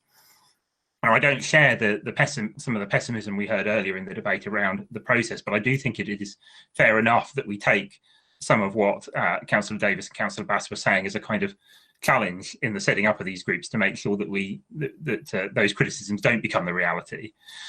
One plea that I would have would be that we don't operate these task forces simply like another council committee, that we sort of run it in an inclusive way. I mean, yes, of course, include both groups on the council, but let's include expertise from elsewhere as well, from residents and partners, and obviously we cannot include every person who might want to be involved in the sort of formal meeting of the task force. But I would put in also a plea, as with resident engagement in my remit, that we have some really meaningful work with our residents and our communities as part of this. That may be through having a kind of community board that sort of shadows the task force or engages with the task force, but it might also be about surveys and data or ways that people can feed in questions and ideas online. We had a lot of a programme of work kind of in train around how we were going to innovate and add more in resident engagement before lockdown, and we shouldn't lose that, and we should apply it to this work.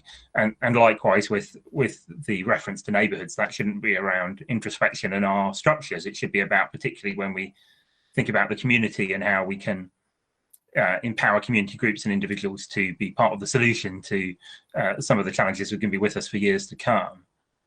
We need to maybe actually think about neighbourhoods not as committees, but as a place where some of those ideas can be incubated and tested to see if they work. And those are some of the things that I would hope to see as we take this work forward. Thanks. Thank you very much, Councillor Cobbett. A lot of very helpful suggestions there. Thank you. I'd like to move on now. Councillor Sumner has asked if she could be allowed to speak on this item. Just for the purposes of formality, when we agreed at the beginning of the session that she should be allowed to speak, it was not on this item. So I just need to check that the committee has no objections to Councillor Felchkoff-Sumner speaking now. If you have an objection, please put it in the chat box. I'm assuming that that's not the case, and that I can call her to speak.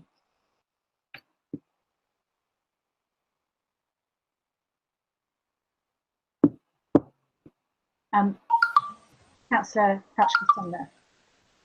Oh, sorry, Fiona? No, I was just going to confirm no objections, Chair. Thank you very much. So, Councillor Felchkoff-Sumner, please speak.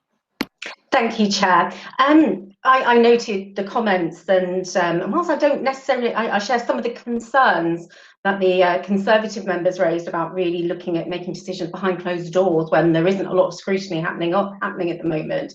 I was pleased to hear you say that it was going to be cross-party rather than bi-party or bipartisan. So I was wondering, Chair, which task force I was going to be invited on. Thank you.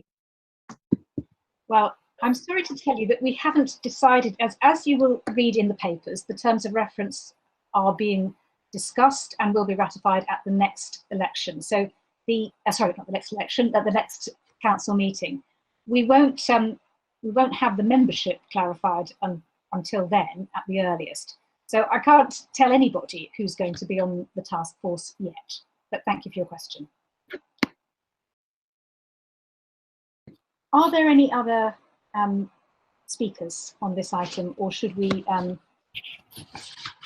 move on? Can I just, Chair, Councillor Davis, could I just ask you to clarify? So is this going to Council? the next council in July, is it? I'm sorry. I think I misspoke then. No, the next time you will see this will be in June at this committee meeting. Chair, Councillor Bass indicated a wish to speak. Okay, thank you. Councillor Bass, please speak. Thank you. Yeah, no, I'm just coming back on some of the points that were made on the neighbourhood committee. I mean, obviously I endorse what my colleague has said on neighbourhood meetings, but Councillor Cobbett and I think others were saying that it was important to have neighbourhood meetings because it empowers residents. Now, that's all very well, but I would hope that neighbourhood meetings, well, I would like your assurance really as the leader of council that neighbourhood committees would serve all residents regardless of whether they're in administration wards or opposition wards. Could I just give you an example of just one particular issue? And I think it highlights the point. We've got to be very careful that we do listen to residents and we do what the residents are telling us that's important and not necessarily what the administration thinks is important. So one example, just a small example, but important. So in my ward, Coombe Hill, we have St John's Church in Coombe Vale. They didn't want very much. They just wanted they just wanted parking restrictions outside the church so that hearse, I know we're not having funerals and weddings at the moment, but so that hearse and wedding cars had somewhere to park and they didn't have to carry the bodies over the vans and stuff like that. Now, I wrote lots of emails to officers, nothing ever happened. So I encouraged the vicar to do an all church petition, which she presented at the beginning of 2019 to the neighbourhood committee. Still nothing happened. I then took it up, and I've obviously put lots of emails to officers as well. I then took it up with the chair of the neighbourhood, and I have to say, you know, Councillor Simon Edwards is an excellent chair and we work very well with him, and he raised it very kindly in the business meeting. Still nothing happened. November, I raised it again. Still nothing happened. So what is the point of having neighbourhoods if residents bring important things to it and nothing happens? Well, I'm sorry that in this instance you feel that nothing's happened. I think that there are lots of examples of things happening in neighbourhood committees. Certainly when I was chair of the Kingston Neighbourhood Committee, it did sometimes seem, I know, to residents that things they really wanted to have happen were not happening, but there were, I'm not speaking about St John's Church because I really don't know anything about that and I'm not qualified at all to talk about it. But I would say in Kingston that there were times when one set of residents wanted something very, very seriously, but if they were to get it, they would upset a number of their neighbours who just as seriously didn't want it. So I'm sorry, I just can't comment on that. No, this is not controversial at all. It's just a question of things just don't seem to happen unless it is on the administration's wish list. And I think we should just listen to what the residents want. And if we are going to have neighbourhood meetings, if residents go to the trouble of doing petitions and then it's agreed that things should happen, then they need to happen, because it's no point just having these meetings as talking shops. Well, I quite agree there shouldn't be talking shops, and I'm sorry that you feel that residents' views are not being taken seriously. Well, could I have an assurance that this matter will be looked into, because I've reached every channel on this? I can certainly assure you that I can talk to Simon Edwards about it. Thank you. Are there any further speakers on this item?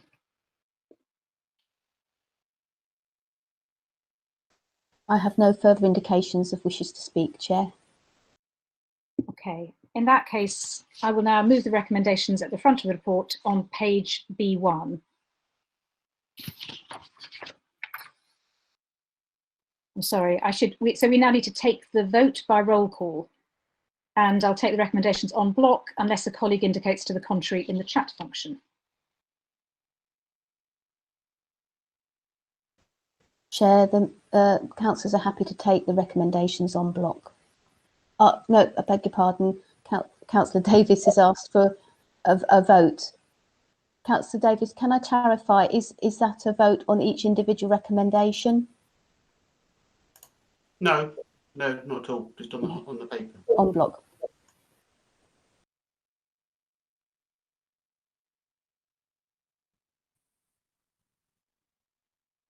So Fiona, are you going to ask members how they wish to vote?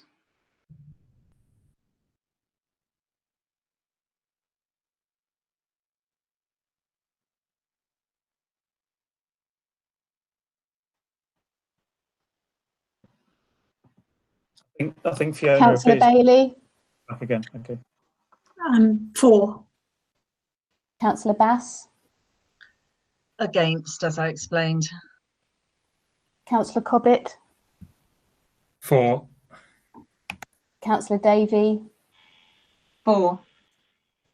Councillor Davis. Against. Councillor Gander. For. Councillor Holt. For. Councillor Kerr. For. Councillor Moll. For. Councillor Self. For. And Councillor White. For. Chair, that is carried 9 for and 2 against. Thank you very much, Fiona. Before we move on to the next item, I just want to clarify, in case I exaggerated anything earlier. On the Audit Committee, we're developing a 3-month rolling audit plan that reflects the Council's most significant risks. This is in line with what other audit teams are doing. We'll report findings to this democratic committee meeting if we have not yet recommenced the formal Audit Committee as business as usual. So it's sort of to reiterate that things are under review, but I hope I didn't give the impression that the Audit Committee was actually about to restart. So if we could now move on, please, to item 5 on the agenda, the Cambridge Road Estate Joint Venture Liability Partnership Board.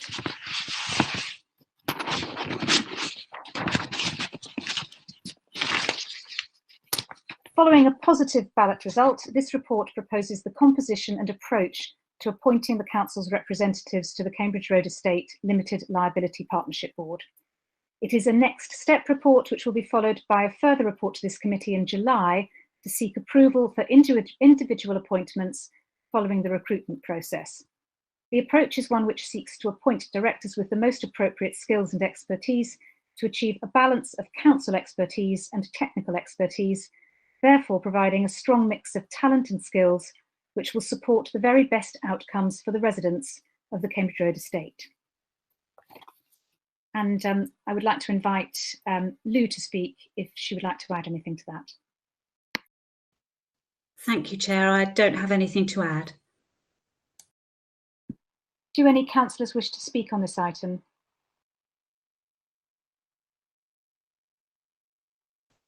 Councillor Davis has indicated a wish to speak. Councillor Davis. It's very brief. I obviously don't object in principle to this being set up because it's a necessary part of the joint venture, which is a very important step forward.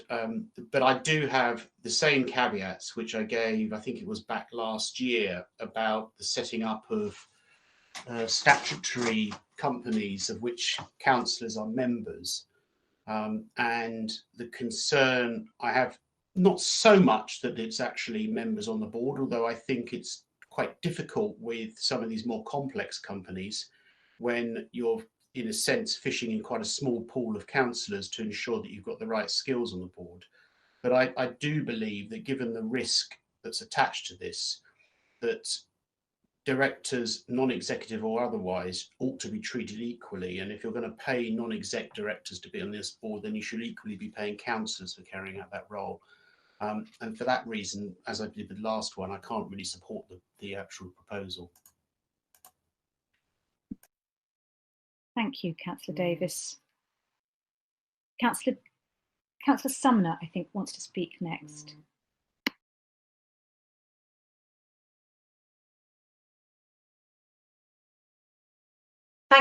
Thank you, Chair. Sorry, it took me a while to unmute. I have a couple of questions and I also had a comment. Would you like it all as one, or would you like me to put my questions forward to be answered and then comment? I think because it's a virtual meeting, if you could bunch them all together, that would be the most helpful thing, please. Thank you very much. I do have some questions about the structure of the LLP and also the executive board, and some comments. As anyone who sits on the finance committee will know, I was very, very keen for any LLP board to have an elected resident representative on it. However, the administration didn't support that. So my questions and my comments really are about making sure that residents and all residents on the Cambridge Road estate are represented and represented fairly. So my first question is, in the report, it says that there'll be 3 residents association representatives. Now, there's only 2 residents associations on the Cambridge Road estate. I'd like to draw the committee's attention to the fact that One Norbiton, although I'm sure they do fine work, are a limited company. They are not a residents association. And if you look at their website, their business is obviously related to letting the hall. They're also, you can do paid for advertising. They are a limited company. They are not a residents association.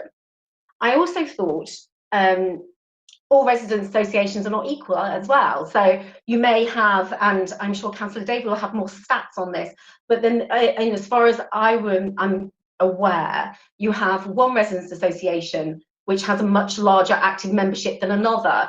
And obviously being a big believer in proportional representation, as are the Liberal Democrats on this committee, I was wondering whether you were whether you would look at allocating places based on active membership of the Residents Association rather than just one per chair, because it doesn't seem fair to me if you have one Residents Association that has 800 members or 50 active members, and the other one might have 200 members and 12 active members. They're just examples, not suggesting they're the actual facts. So I was wondering whether there was any scope to have proportional representation of residents on the shadow board. And the other question I have is regarding councillors on the board. Now, on there, I see that you want to put 2 councillors on the LLP board and then also 3 ward councillors on the executive board. Now, will councillors which are on, for example, the executive board, will they also be allowed to sit on the LLP board? So would you have a case, for example, where you'd have 1 or 2 councillors represented twice in the structure? And as I've said before, as I believe that we have to, move forward from what's happened in terms of the Cambridge Road estate, and you have to recognise that there was a ballot and it's a successful ballot, and you have to obviously make sure that residents feel that they're properly being represented, everything as transparent as possible, because if this is going to be a success, transparency really is key. I was wondering, I obviously looked and saw that you were proposing to have, if you like, a recruitment through a skills audit for councillors. However, it made no reference to what skills that you were looking for, nor did it mention the benchmarking process or how those skills were going to be scored and the weightings given to the scores. So I was wondering whether the administration would commit to publishing that, both the benchmarking, the scoring system, the scoring weighting, and also, obviously, once they successfully recruited, the actual releasing into the public and to residents what every applicant's scoring was, just so that they're aware that a fair process has gone forward for councillors to be placed on the committee. I think it seems reasonable to have that as a transparent process, and I'm sure anyone who really wants to take part in the board is more than happy for that to be released. So I was wondering, in terms of for transparency, whether you would commit to doing that. The final point really relates to being on an LLP board with a developer is going to be quite a high profile and testing a testing position, and it's also obviously going to be, as I said, it's going to take a lot of patience and a lot of, if you like, audit and governance. So I was wondering whether the council will commit to only allow councillors on the board who have the highest integrity in terms of a business record. So perhaps you would look at ensuring that no councillors who had previously been, I don't know, directors or officers of companies who have had a compulsory strike-off order, for example, from Companies House, whether you would commit to making sure that nobody with that kind of record would be placed on the board, because I feel that we really do have to have the creme de la creme on this board representing the council. And I think residents would want to be sure that anyone representing them on this LLP board really has, you know, the highest pedigree in terms of business background, and as I said, has not been associated with any company that has had a compulsory strike-off order, or even anything untoward, for example, I don't know, in tax accounting or anything. So really, I just want to know what assurances you were going to give to residents in those terms. Thank you. Thank you very much. Lou, would you like to take up some of Councillor Sumner's points? Yes, thank you, Chair. Can I take the kind of resident involvement in the structure first, if that's okay? So, as the councillor has said, there will be a community board within the structure, and that will have a direct link to the LLP board. And the membership, the LLP membership agreement will require the LLP board to consider the views of the community board in its decision making. There are 3 places on that board for the chairs of the existing community groups and residents associations on the estate. But in addition to that, there are 4 other resident places on that board. And we have our first meeting next week with the core group of that board, and actually it will be for residents, those residents there, to decide how they want to go about recruiting the remainder of that board. So it will be very much resident-led. In terms of the LLP board, by including the recruitment of an independent director, we're actually opening this process up more widely. There will be a job, there will be a role profile, which we will advertise and invite applications to. If a resident were to apply for that role, they would be considered along with all other applicants for that post. In terms of councillors, both on the board and on the community board, you know, there will be conversations to be had with councillors and with other directors about potential conflicts, and we will work with those people to understand whether those conflicts can be managed or not. And we will, of course, undertake due diligence around appointments. Have I answered your questions, Councillor? Thank you very much, Louise. I don't think you answered my question about whether you were going to publish the skills audit, weighting, scoring, benchmarking. And I don't feel that was actually answered. Is that going to be a transparent process that is open to the public? I think that I may have to come back to you on that one. We haven't discussed that, and I think I would have to take some soundings on that, and we can come back to you on that. Well, thank you. I'm just surprised that we're not at this time going for something that's more open and transparent. Councillor Sumner, I would really like it if you asked to speak through the chair, because this is not a dialogue. This is a committee meeting. If you have a further question, we will take it. But please, can you ask to speak through the chair? Sorry, Chair. I'm sorry. I was just going on the example of the previous councillor. So my apologies. I was just, as I said, I was just wondering why we were not committing to a more transparent process for the selection of councillors onto the LLP board, bearing in mind what an important role it is, and what an important role it is to ensure that the community and the residents of the estate know that it's a fully transparent and open process.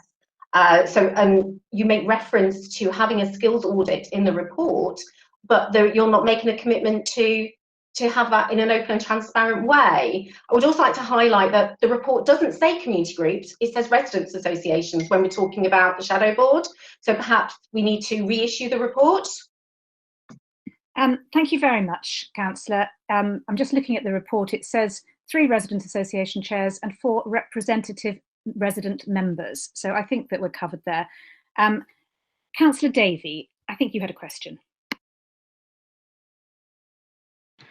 I think what this really is about is, when you think of that board, is the councillors, it's about accountability, and it's about taking our responsibilities seriously. So it's about political accountability right at the heart of this, and not shirking that. And that's why we've all along, and when this has come up at full council, it's been discussed at every committee meeting, I have said this is about the council taking responsibility and giving accountability. The exciting thing about it also is that we're opening up the appointments to, it's a wide open field. Residents may apply if they wish to. We may get professionals from the sector. So we can, that's really about the expertise, and the officers are about the expertise. The councillors are about actually taking responsibility and being accountable. And of course, the community board, as all the way through this project, we've always put the residents of that estate at the heart. It is for them to decide how they put their community board together. It is not for people outside to tell them how they should represent themselves on the community board. It is a resident-centred approach. And that's perhaps why we had such a fantastic result. When you think about what we did get was an 86% turnout with a 73% saying yes. A fantastic turnout, a fantastic support for this project. Why? Because we put the residents at the centre, which was not happening before. And secondly, that we're actually taking responsibility for the situation. Thank you very much, Councillor Davey. Councillor Bass, you had a comment or a question, I'm not sure which. Yeah, no, I just, thank you, Chair. No, I just had a comment because I am going to vote against, and I don't really like doing that unless I explain why. So I have made the same comments. I'm not sure that you were on the Finance Committee before, maybe not, no. Okay, so it's very similar to the comments that I made at those committee meetings. So the point that I made then, and I'll just reiterate it now because that's why I'm voting against it, is that I was very uncomfortable with having councillors on the board. So we're setting up this board, and in my view, you'd want it to be as commercial and as effective and with best governance as possible.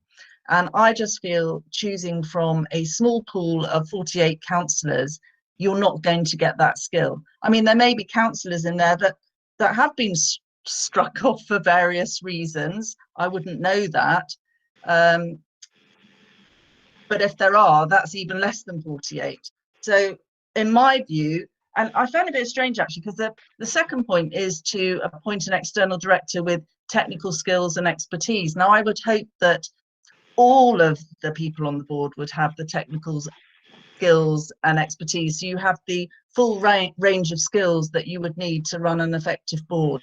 So I just think it needs to be more independent, which you won't get from having councillors on, because there will obviously be a political bias there. You need to have the proper skill, and also by having councillors, it risks not having the continuity because you'll have that churn. So as an example, if you think of the hospital, they have members, so that act as governors, but the actual board is selected through full recruitment processes just to make sure that you have the top skills. So I will be voting against this. Thank you. Thank you very much. Councillor Holt. Okay, thank you very much, Chair. I just wanted to probably make a comment. It was really just to reiterate what Councillor Davey said. It was great when we took this decision to finance and partnerships. We didn't know what the outcome of the ballot was going to be, so it's great that it was something that we incorporated in, and that we needed to bring the residents with us, and it was a great result that we got, and I think we've now got a lot more information from our residents and what how they would like to shape this going forward. So I think that's a really useful thing that both councillors have and our officers, and that will help that knowledge and information will help us when we if we decide to join that the LLP. I would say come back on Councillor Bass and say that any councillor can apply. So that means it can be from any political grouping can apply and go through the process. And I think it is important that we do go through a process. And so that was really my comments. In addition to that, I just think in terms of our position in the community, we've got that information that we got from the residents. We've also been elected by the residents as well, so I think that's a very important piece of this too. And it is a very big project for us, for the council, for the officers, and we've put a lot of effort into it. And I really do think that we should be part of that, shaping it. And the whole idea is to make sure that we do have the right people on the board. So that's really my comment.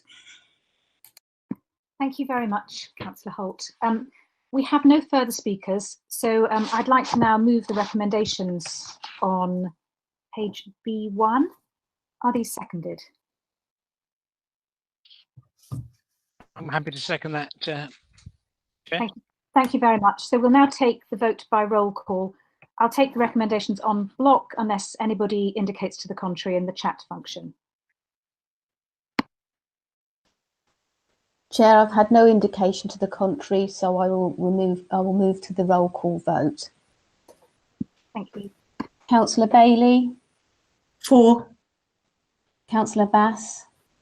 Against. Councillor Cobbett? For. Councillor Davey? For.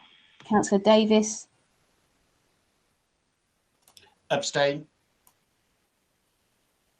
Councillor Gander? For. Councillor Holt? For. Councillor Kerr? For. Councillor Moll? For. Councillor Self? For. Councillor White? For.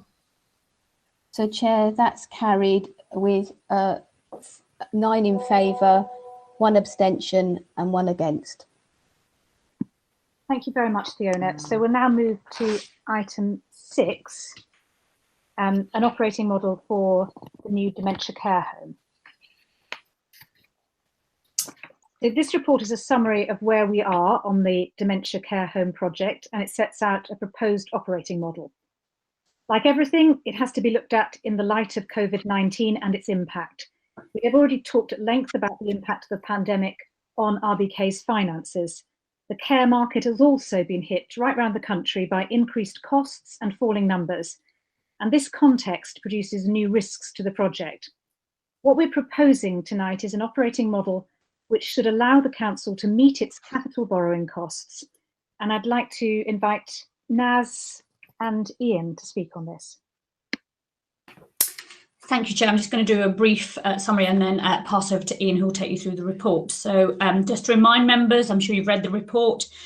There was a report to the Case Committee on the 12th of November 2019 by the then Director of Adults and Community Housing, which gave members an update on where we were with the construction contract, but also, as the leader has just pointed out, set out 3 options for an operating model, and they are set out in the report. The first one was to establish a company. Second was for the delivery of the service in-house, and then finally to commission an external provider. What this report does is provide councillors with an update on all of these 3 options. These are based on the current environment within which we find ourselves, but also, really critically for us, the best market intelligence that we've been able to get. I'm now going to hand over to Ian to take you through the summary of the report, and yeah, thank you, Chair. Thank you, Chair. So as Naz said, this is a report that effectively summarises 3 potential operating models, and we've gone through each of them in detail and laid out the case for each of them. Very briefly, option 1, establishing a company, and option 2, delivering the service in-house. are not considered to be operating models that would benefit either the operation of the asset or the council, or indeed residents of the nursing home when operational. So they have been set aside as not being appropriate. The third option, commissioning an external provider, is the one that is recommended as part of the report, and that's backed up by a number of assessments, 2 of which are included in the exempt annex, and really describe, even given the current marketplace, that the return on income that the council could achieve, plus an effective operator who has done this time and time again, is the most appropriate to be pursued in the current environment.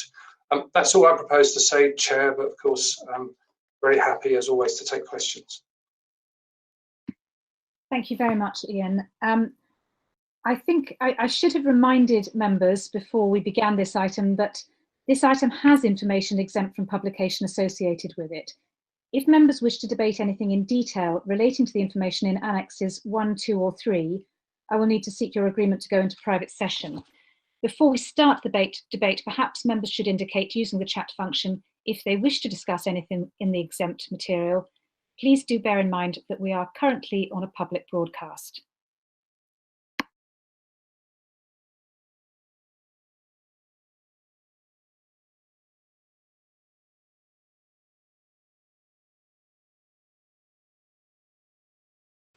Chair, I've had no indication that members wish to discuss in detail any matters in the exempt papers.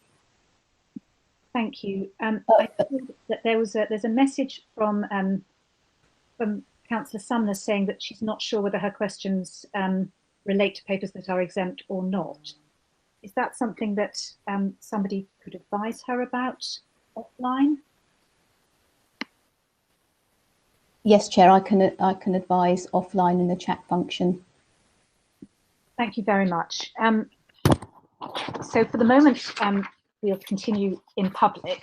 So I should now move the recommendations at the front of the report on D1. Are they seconded? I'll second that, Chair. Thank you. Very much. Thank you very much, Malcolm. I'm going to shortly call upon Councillor Bass, as usual, who has notified us in advance that she wishes to speak. But if any other member wants to speak too, please indicate now by typing your name in the chat function. And I have to remind you that at the moment we are in public session. So I have Councillor Bass and I see Councillor Davis. Thank you, Chair. I did a blanket yes to all the items because I didn't think that we'd be able to speak unless we did it in advance. Anyway, so I won't be speaking on this item, you'll be pleased to know, but Councillor Davis is speaking for our group on this one. Thank you. That's fine. Thank you very much. So, Councillor Davis. Thank you, Chair. You'll also be keen to hear that I'm not going to take very long, which is quite good.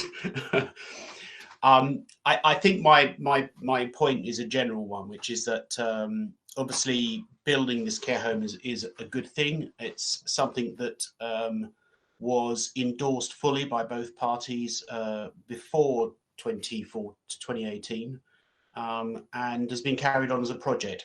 My only comment at this stage is I am somewhat concerned that we are only trying to find a provider to run the care home at this stage of the project. It was supposed to be done much earlier, and that was an approach that was indeed endorsed by all councillors of all parties at the time. But I don't think there's much point dwelling on that. As so many people say, we are where we are in a sense, and there's little purpose to try and go rake over the coals of why we've got to where we've got to. But let's hope that we can find an operator for it, and that's a good operator because this is a flagship project for Kingston Council. It's our first sort of foray, apart from property investment, into doing this type of thing, which we've not really done very much of in the past. And it would be a pity if it didn't work out well, but so let's really hope that we can find somebody who's good to run this for us. Thank you very much. I completely agree. Let's hope.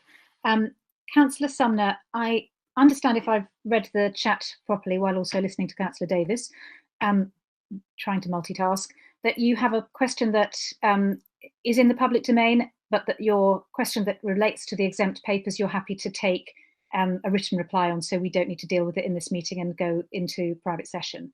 If that's correct, would you like to ask your public question, please? Thank you, Chair. And yes, I'm happy to receive a written response to the exempt question. The question which isn't exempt relates to the one of the things reading the report that I was quite concerned about, and I'm not I don't sit on adult social care, so excuse me if this is a basic question that I should know the answer to. But if we do lease the site to an external provider, what guarantee do we have as a council that those beds will be given to RBK residents and not residents from outside the borough?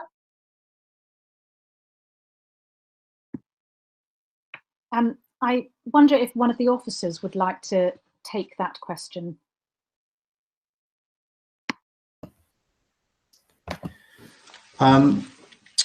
Leader will be Jane Bierman. Jane Bierman is still connected. She can answer that technical question on the adult social care, and she will talk about the choice directive, among other issues with regard to ring fencing for Kingston residents.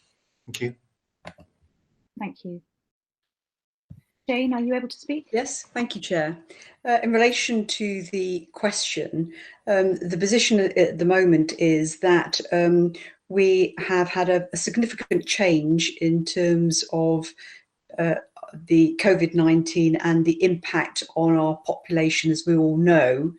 And as a consequence of that, we are actually reviewing what demand is going to come forward in the future and what are the needs of our local population in light of COVID. And as such, we are looking at the future and the type of care home that will be provided, and whether in terms of the market we will need to invest in placements from that particular care home or not. The reality is, in terms of the Care Act that applies to adult social care, we have to follow what's called the choice protocol, and that choice is a directive set out in the Care Act where we have to provide choices to residents about where they wish to reside. So, for example, if a local resident has a daughter who lives in Dorset and wants to source a home near her daughter, then we would provide choices around the Dorset area. So at the moment, we're not clear, in light of the changes that we've seen since COVID and the reduction of need in terms of local authorities placing individuals in care homes, what type of need we will have in the future, and what type of need we might require from this potential provider. And in terms of locally, so that's the national picture in terms of the Care Act and our obligations to provide choice. And locally in Kingston, we implemented a local choice protocol, which means that individuals have two choices of looking at care home placements in vacancies locally or within the locality of where they wish to live. And that would be within a 25-mile radius. So those individuals could choose a home which was, considerably outside the area and within that radius as well. Therefore, I think the element of choice is a real factor in this. So people can actually choose a residential or nursing home which is within our locality, and therefore it may well be that they don't wish to source a placement within this particular care home. So that's the challenge, I think, in terms of occupancy levels with this future provider, is as to whether we may well actually wish to purchase directly from the provider, as we're not clear about future demand going forward. Thank you very much, Jane. Are there any further questions? Councillor Sumner, would you like to speak? Yeah, thank you, Chair. I just wanted to follow up because that wasn't my actual question. My question was, what guarantee will we have as a council that these beds will be available to local residents? And I refer to the Liberal Democrat manifesto, which says that we will build a care home for local residents. So if we are then going to pass it to an external provider with no guarantee that these beds will go to local residents, whether, and I'm not saying whether the demand is there or not, but the Liberal Democrats made a commitment at their manifesto to provide a dementia care home for local residents. And so if there is no guarantee that these beds will go to local residents, I really feel that we're not really fulfilling the commitment that was made. So that's why I asked, what guarantee do we have? So is it a case that we don't have any guarantee that these beds will be for local residents? Well, you refer to the manifesto. I'd just pick you up on that. I mean, the manifesto never said that it would be exclusively for Kingston residents, but what we do know is that local people would benefit based on the profile of those who are already placed locally. Are there any other questions from any other councillors? Oh, sorry, Jane, did you want to come back at that point? Yes, I was just going to say, obviously there's two aspects of placing people in care homes. There's one groups who are self-funders and they will be local residents. What I was referring to is the protocol that we would use as a council for placing local authority funded individuals. So this provider will receive individuals coming to the home who are self-funders, who may well be local residents. What I was referring to is if they are RBK placed individuals, we would have to provide choice, and that's where the element of choice under the Care Act we'd need to apply. Thank you very much for that clarification. Are there any other councillors who have questions? Chair, I have no indication that any councillors wish to speak. In that case, shall we move to the vote? We'll take the vote by roll call, and I will take the recommendations on block as usual, unless somebody indicates to the contrary in the chat function. Chair, the committee is content to take the recommendations on block, and I will move to a roll call vote. Thank you very much. Councillor Bailey? For. Councillor Bass? For. Councillor Cobbett? For. Councillor Davey? For. Councillor Davis? For. Councillor Gander? For. Councillor Holt? For. Councillor Kerr? For. Councillor Mole? For. Councillor Self? For. Councillor White? For. Thank you, Chair. That's carried unanimously. Thank you very much. In that case, I think at 22:01 we can conclude the meeting and the live stream will now end. Thank you very much, everyone, for participating. Thank you.